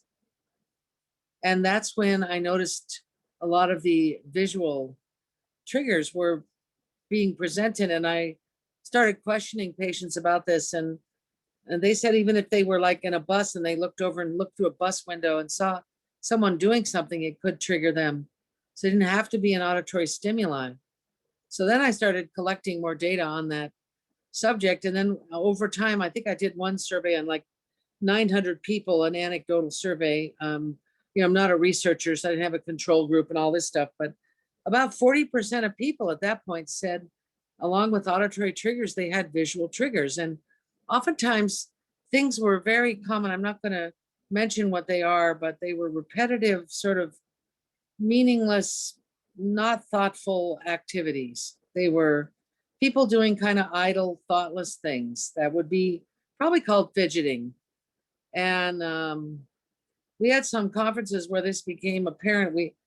Right in the very first one, a woman came and sat in the front row at the 55 people came in 2013.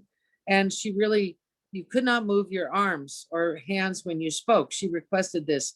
I'll tell you, that was a real exercise in self-discipline. And it was good for the speakers because we got a little taste of, she was experiencing a trauma with that.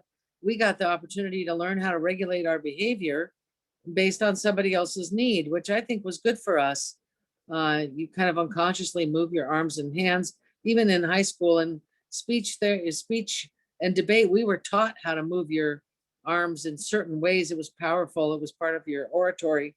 But we did get a good lesson in maintaining a kind of a pose that was acceptable to her. And she was really good about signaling us when we were not following along. So it's a curious thing. So why is that? Do all of our sensory systems, all of your cranial nerve operation, they all feed into your brainstem.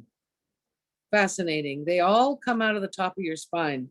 Every cranial nerve in your head comes through and goes through that brainstem. Well, what's near there? Well, that's your low level functioning. That's your ancient brain down there. That's the one that makes you feel angry, sleepy, happy, moody, tired, hungry.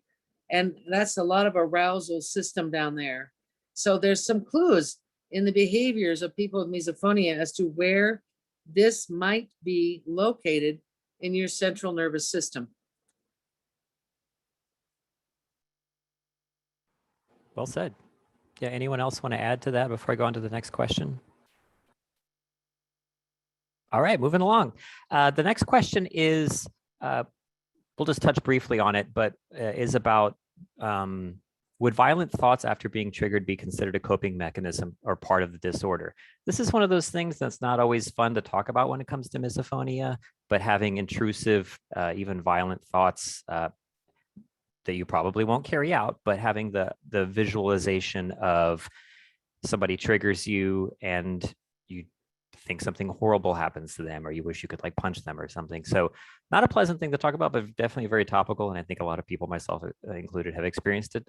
Sade, do you want to start off with talking about kind of dealing with that? Sure, yeah. I would say it is not a coping mechanism unless you are like actively choosing to have that thought. Most of the time what happens is those things come up automatically. They're part of the, as far as we can tell, the fight or flight system being elicited. And generally when we are feeling under threat, we feel one of three emotions: disgust, anxiety, or anger, as a way to start our self-protection. So I don't think that anybody consciously wants to have those images or thoughts in their minds. It's just what's associated with it. We have urges that are hardwired to our emotions that go way back to prehistoric days, which is with anger. Anytime any of us feel anger, we're gonna feel an urge to lash out, either verbally or physically. So that's everybody. Right. So it's nothing, it's disturbing, right? It can be very uncomfortable, but it isn't something I think that people should personalize as something that they are doing, because it's just unfortunately a natural function of the fight or flight system being elicited. Good point. Okay. Anyone else have anything to add on that one? That was a great answer, Sade. Thank you. Before we move on. Okay. I think I can hand over. Oh wait, I'll go ahead and do one more, John, and then you take over. Is that cool? And then I definitely we have about half an hour left. I want to make sure we get to the family-oriented ones, but we have a few about research and so forth. The last question under the therapy section that I have is there a correlation between misophonia and ADHD or autism or PTSD or any of a long list of other disorders? Very common question. Is misophonia OCD? Is it something else? Very understandable question. I'll open it up to Dr. Jaffe and Sade. Those are common co-occurring disorders. We don't know if they are related, if they are one's part of the other. I personally think that a diagnosis of ADHD, which I commonly hear, could potentially be mistaken because misophonia causes the person to be going like that and looking around and trying to see where that sound came from. And it may be that some of their inattentiveness to what it is they're supposed to be doing in class, for instance, is not ADHD, but misophonia. Or maybe it's both. I don't know.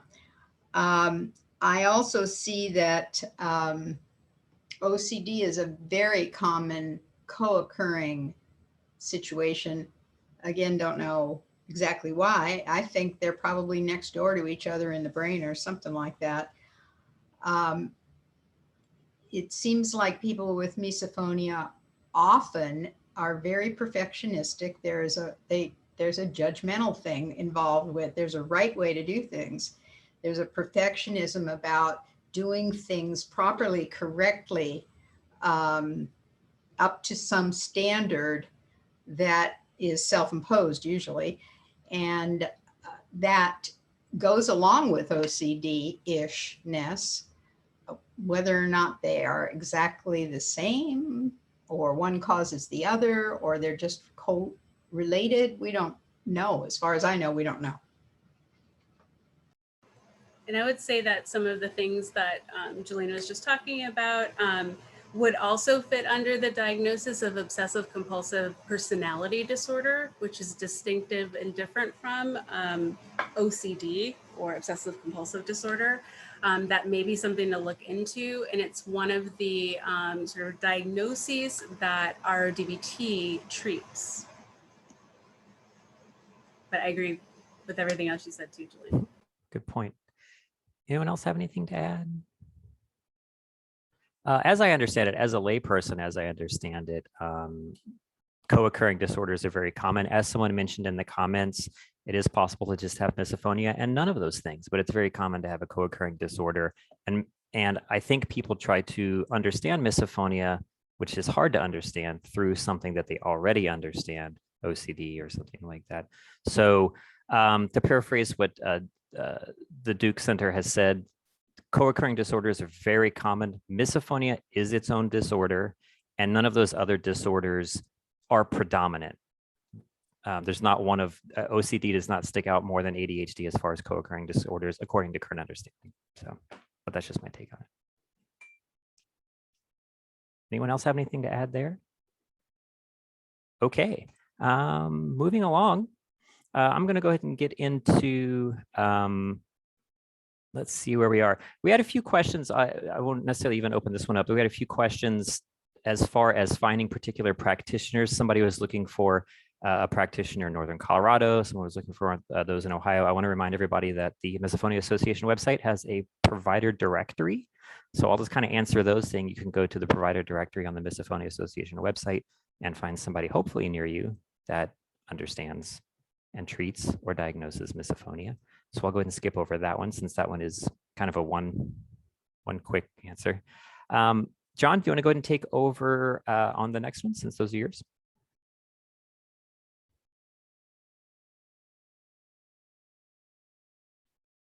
We can't hear you.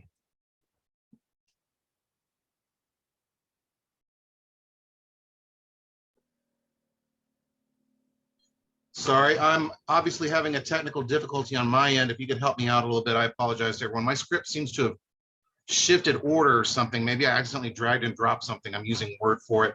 Can you remind me of exactly what section we're in at this point? That is a great question. Part of that is my fault. I did skip around a little on the fly. So oh, thank God. It's not just you. It's okay. Because I am unmanageable. I like that. If you want to start in the middle of treatment and diagnoses, where do I start with seeking treatment? There you go. Now we're back on. Okay. All right. Let me just shrink this down where I can see you good people again and also see the script. And thank you for tolerating me there, everyone.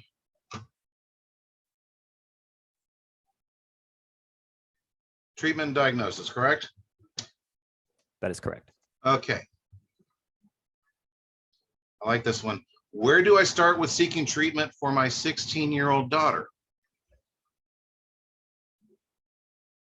Want to have a response to that? I want to make sure I say response and not reaction. Well, I would definitely say going to see an audiologist, clearly getting testing there, and then reaching out to find a psychotherapist. You know, obviously, if you can find somebody who knows about misophonia, great. If not, then we gave some suggestions about what to maybe like sort of veer towards in terms of treatment. But I think that's a good place to start. And again, I offer free consultation for any therapist that wants some sort of support with treating misophonia. And I have found that the patients that I have seen that have come to audiology, I always refer to a psychologist, and those who work with the audiologist and the psychologist, I find that make better progress than, so I concur with Shady. Very good. Okay, thank you. Thank you both. And the next question, I was wondering if misophonia can trigger other issues such as bruxism or teeth clenching. And by the way, could someone who takes that also define bruxism? I didn't get a chance to look that one up, and I may not be alone on that one. Teeth grinding. It's the same thing? Yes. I believe so. Okay. Okay. So someone is wondering if one or more people are wondering if misophonia can trigger other issues such as teeth grinding, also known as bruxism. There, I reworded that a little bit. Well, I definitely see it triggering psychological issues. A lot of clients will have depression, anxiety, and even sometimes some obsessive compulsive symptoms that it's hard to know which one began first, but they definitely often travel as a group. I would say also that if it's reached the point where you're seeking help, the chances that there are other issues going on are probably higher. So it's worth kind of zooming out and not forgetting to look at some of the other common disorders that also could be present. Good point. And it looks like the question has been answered. So Well, it back may to you, just be Chris. it may be a coping mechanism. You know, what I was mentioning earlier is that we can develop maladaptive coping mechanisms.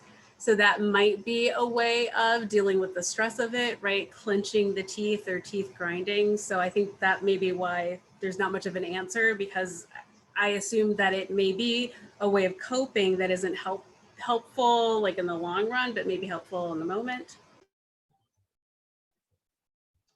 Kind of consistent with that, I've always been a teeth grinder to some degree, even before misophonia came along. So I get what you're saying there. Okay, back to you, Chris. Thank you. Nice. All right. That rounds out the treatment and diagnosis questions. Moving on to the next category. The next one is there recent research on the cause of misophonia? And the answer is yes, but I'll leave it up to you to fill that out.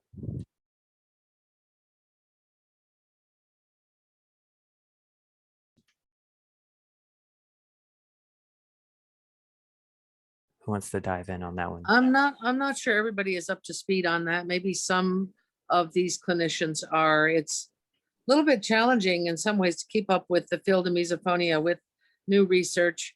One of the best resources I always tell all of my patients at the clinic about is this site PubMed, like a pub where a tavern, PubMed. If you're a person that likes research, you go to just Google PubMed, go in through a portal, you can type misophonia research, and you'll be able to read all the peer-reviewed journal articles published on misophonia in the last 10, 20 years. They just give you the summaries, but it is interesting and it's good to keep up because every now and then we get an amazing article. And just recently, how many of you guys read that one by Kumar, Dr. Kumar, our friend, Sukhbinder? He's one of the few people we saved up enough money to send him some money for research. And he's our rock star. He's like our Michael Jackson, Elton John. He's just hitting it out of the ballpark. And he he has just published this new article. Maybe Dr. Webb or somebody else can explain it, but it has to do with mirroring systems in the brain. I read it. I'm not exactly sure all the ins and outs, but to me, what it said was, once again, here we have physiologic evidence of misophonia, which is what I've got my fingers crossed for, as opposed to something that's purely psychological, like a phobia. You know, I'd like to see evidence, because to me, having seen thousands and thousands of young children, perfectly healthy, no problems, like a lightning bolt strikes them in the head, then they have this problem. Their whole family has this problem. It's miserable, and it's just unexplainable why one of three siblings suddenly has it. Maybe grandma had it. It's clearly hereditary. There's a lot of genetic things going on. But, you know, every time Kumar comes out with something, I'm always so happy. Can anybody explain his summary? Maybe Chris can, but can you talk about this mirroring thing? I'll do my best. Jaden was nodding his head. He might do a pretty good job as well. I'm a layperson, not a researcher, but for some strange reason, I read all of the studies that come out about misophonia just for pleasure. But essentially what the study found, and if somebody wants to correct me on this, is when people are triggered who have misophonia, the part of their brain that would control that motion is also triggered. So a chewing sound, I have to mention it, sorry, would trigger the part of the brain that is responsible for the chewing motion in somebody with misophonia's brain. They are in their head, in their brain, mimicking to a degree that motion when they are not actually doing the motion. And Dr. Kumar's speculation is that this mirroring of the triggering sound internally causes our brains to short circuit a little bit, and that's what causes the reaction. That's the speculation part. But finding out through brain scans that that part of our brain that is responsible for the motion we are hearing and being triggered by is the big takeaway. If I got anything wrong, somebody please let me know, because that's just my takeaway from the paper. Well, wait a minute here, Chris. So I've done work with patients, and I've tried this out over the years, and I've said, if you think about your last trigger sound, can you trigger yourself? So I've had patients do this, and they can clearly recall and think about the sound and trigger themselves right then without the sound being present. That's what you're talking about. I'm not sure about that. It is it's involuntary, but being triggered causes the part of the brain that is responsible for making the triggering sound to glow, whereas people who do not have misophonia don't present that. As far as what you're saying, I don't know that that's necessarily covered by what a very small finding is in this study, from my understanding. I'm wondering if an example might help, because mirror neurons Sure. are something that we all have and are functioning in us in different ways. So another way that mirror neurons work is if somebody that I am interacting with is having a strong emotion, or they're reacting to real pain that they're experiencing, we will mimic what they are doing. So if you see somebody on TV, for instance, that's sort of like cringing in pain, we will microgrimace. You might not even notice that you're microgrimacing, but we will, because that's the power of the mirror neurons. I think in part it's to help us to have empathy for one another, right? So we feel what people are feeling. And I think what Dr. Kumar's study is saying, that we'll also feel when we see other people doing physical things, it will trigger a part of our brain, that mirror neuron, so that we have a similar experience. But as Chris said, I think it becomes a little overwhelming, because there's a hyper connectivity between two areas of the brain that are having a conversation. That's a good way of putting it, actually, better than I did. Well, I know that, for example, I remember there's some fascinating things with amputated limbs, the use of mirrors, people seeing things with their eyes. There's this thought that if I raise my hand, and I could do it consciously, if I certain parts of my brain are operating, but if I just think about raising my hand, I get a shadow activity in my brain that's very similar to what happens when I do this. So this is a fascinating thought, because one of the things with misophonia is there's some special recognition of certain sound combinations that triggers something in certain people's brains. We know it's not your ear. We know it's not your cochlea. We know it's probably not the outer part of your system. It's something in the middle, something in your central nervous system that takes those certain sounds and exaggerates them or amplifies them or creates undue attention to them. And that mechanism has been mysterious. So I feel like that article, who wants to have a study group on that article? We'll get some people in, we'll get Kumar online. We'll just have an interview with Kumar and his buddy.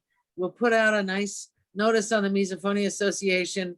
We'll just have him come. We'll have him as the main speaker, and we'll try to figure out what he's thinking, because he always likes to talk to us about what he's thinking.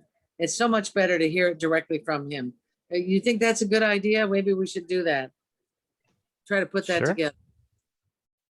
Yeah, and one of the researchers from Kumar's team, Mercedes Irfanian, was a guest on the Misophonia podcast a couple of weeks ago, and she does obviously a much better job than I do explaining what the results of this were.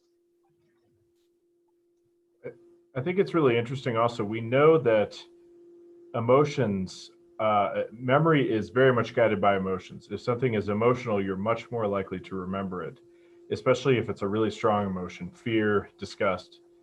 You eat a poison berry or taste it one time and it's gross, or even imagine that with food. You know, you always like this one type of food. One time you got sick from it and thereafter had a very strong disgust from it, or a fear reaction. I hear a rustle in the bushes, this rustling behind me, and one time I got attacked, and now forever, if I ever hear that sound again, I'm instantly going to be at full alert. And so you wonder, it doesn't seem coincidental that it has such an emotional feeling, this strong reaction towards people, and even seems to happen most in a social context of who you're closest to. So you wonder if there is some crosstalk and overlap, like a certain sound sequence pattern that lights up mirror neurons, high order mirror neurons that recognize a pattern that maybe talk to the amygdala accidentally, or just kind of crosstalk and say, remember that one, that's the rustling in the bushes thing, watch out. And then forever it's there. And it's so sophisticated. It's such a helpful system that we have. It's how we take care of ourselves if we get through a really traumatic situation. It's how we remember what to do differently next time so we can survive. It just happens that it doesn't really help for us. It can cause more problems than it helps. Yeah, like maybe cross wiring. I've certainly spent a lot of time looking at this issue, because I've had cases reported people sound asleep. I've developed this whole theory about sound prints. I call them sound prints, like fingerprints. People sound asleep on the couch. Somebody makes a trigger sound somewhere in the house. The person awakes in a complete panic, fear, upset. This is not a conscious recognition of, hey, there's some rustle in the bushes, that something's hunting me. This is like a visceral, low-level brain response that's unwarranted. It's unwarranted. Why would you come out of sleep with a rustle of something that's quiet in the kitchen, but just distraught? And so many patients have described the onset of the mesophonic triggers as a tsunamic effect. They're massively triggered before they even recognize the sound or the visual. They find themselves in a tsunami of emotion and response, and they're also watching it as if they were an observer rather than a person in the middle of it. They find themselves almost astonished, horrified, upset at their own response. Those kinds of conversations for 25 years have sort of led me to believe that this thing that Kumar is on is going to be fruitful and hopefully help us understand that somehow, I don't know, some kind of cross-linking that's inappropriate. Like you can have nystagmus in your eyes where your eyes are going back and forth, and that's actually a vestibular response. It's part of your ear. but you wouldn't think so because it's in your eyeball and you're like, why is your eye jerking like that? Well, it's a vestibular issue, but it doesn't seem like it would because it's your eye. So that's why I'm wondering, maybe these sensory systems are overlapping, but that is a fabulous question, Chris. That's my favorite question of the misophonia clinic so far. Good. Yeah, it was. Oh, go ahead, Dr. Jaffe. I was just going to say, Marcia has explained it in the past. She has a really good example, I think. We have eyelids, but we don't have earlids. If a caveman needed to have hearing is the last thing that goes. People can still hear apparently when they're in a coma, and when they're about to die, they still can hear. It's part of our survival mechanism. So if you're sound asleep in your cave and there's a sound, that could be potentially life-threatening. So your hearing system jumps into action and wakes you up. I've heard that there's a really strong connection between emotions and the central nervous system too, which is all about how we react to things coming from the outside world. But I also think it's interesting, I heard someone talking about memory being like seen as a group of neurons having a familiar conversation. And what that says to me is that there may be a lot to the idea of neuroplasticity and creating new neural pathways through like engaging in practice and responding in a different kind of way that maybe can teach those groups of neurons that are having that familiar conversation to have a different conversation. Right. That's my hope. And I can tell you just from experience, being awakened from a deep sleep is never fun, but being awakened by a trigger, that's a rough way to start a day. Since we're getting close to time, we've got about 6 minutes left. With John's permission or awareness, I'm actually going to skip down to the parenting and family questions. Those were very important. We had a lot of them, and I want to make sure we at least get to a few of them, if you don't mind. Very popular topic. As we mentioned earlier, misophonia is a family disorder. Everybody in the family is a part of it. And can be in a variety of ways. If you have a child who has misophonia and you're a parent, or you're a parent with misophonia who has children, all of those can be very difficult dynamics. So I am actually going to skip down. I'm going to do John, my husband is, and if you wouldn't mind doing the ones that are yours. I'm improvising. I'm going off script. Beware, it's going to get crazy. Okay, so one of the questions from the family and relationships is, my husband doesn't think misophonia is real. I picked this one because denial or unfamiliarity of misophonia is very common, but oftentimes we disbelieve things that we don't understand or know much about. So Sade and anyone else who wants to speak up, how do you handle people saying that they don't even think it's a real disorder, or how to approach that?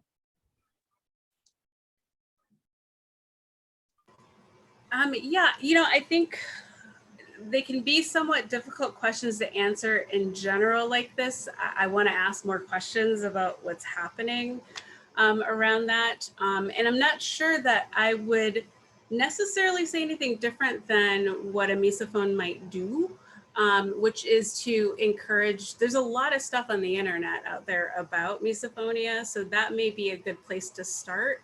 But it may be maybe taking the conversation from the level of misophonia, having that validated and getting to the idea of what are my needs? What am I asking you for? And are you able to fulfill that?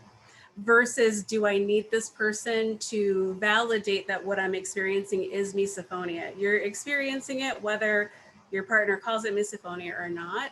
So if you suggest that they do research and they don't, and you're looking for sort of the next level, that might be something I would suggest. Gotcha. But I definitely open it up to the other psychotherapists here, or Dr. Webb, if you have other things to say. I often refer people to Jeffrey Gould's film that's called Quiet Please. It's available on all kinds of different platforms. Even if the person doesn't watch the whole thing, the 2.5-minute trailer at least give some justification to people who are disbelievers. There's somebody who just posted a couple comments here about there's no diagnostic code and that doesn't help. And the ignorance or disbelief is the reason I don't tell people. I think there will come a day, and the sooner the better, and the more that people talk about it, the sooner that day will come, when it'll be a much more common thing. You'll be able to say, do you mind not doing such and such because I have misophonia? And the other person will say, oh, sure, I know what that is. And then they'll stop doing it. It'd be sort of like before anybody talked about breast cancer, that was a big no-no. And then Betty Ford said, I have breast cancer. And all of a sudden it became something that people could talk about. I think it just needs to be more out there, and people will then have more recognition of it. Totally agree. I can't tell you how many people that I've shared about misophonia with that tell me, oh, I think I have a family member, or I know somebody who has that, or I've had that. So I think spreading the word and making it less of a shameful sort of thing to talk about, but talking about it like it's a real thing, because it is. All right, thank you. Troy has come on the camera, which makes me think, oh, Dr. Johnson? There's another take on this, and this is going to sound hard, okay? Some people are just kind of jerks. Some people are just mean. Some people don't want to change anything they do, and they don't care if you're having a problem, and they want you to change, and they want you to grow out of it, and they want you to just knock it off. And I have worked so many hours with partners, parents, children who say, well, it's not a real thing. So they always, I have them call me and I talk to them and I say, this is a real thing. This is unsupportable. If your child had diabetes, would you tell them to knock it off? It is. And their negative behavior, sometimes I think is because they have these family members, they have fantasy that if they stop paying attention to you with it, it'll go away. I honestly think that part is probably well-meaning.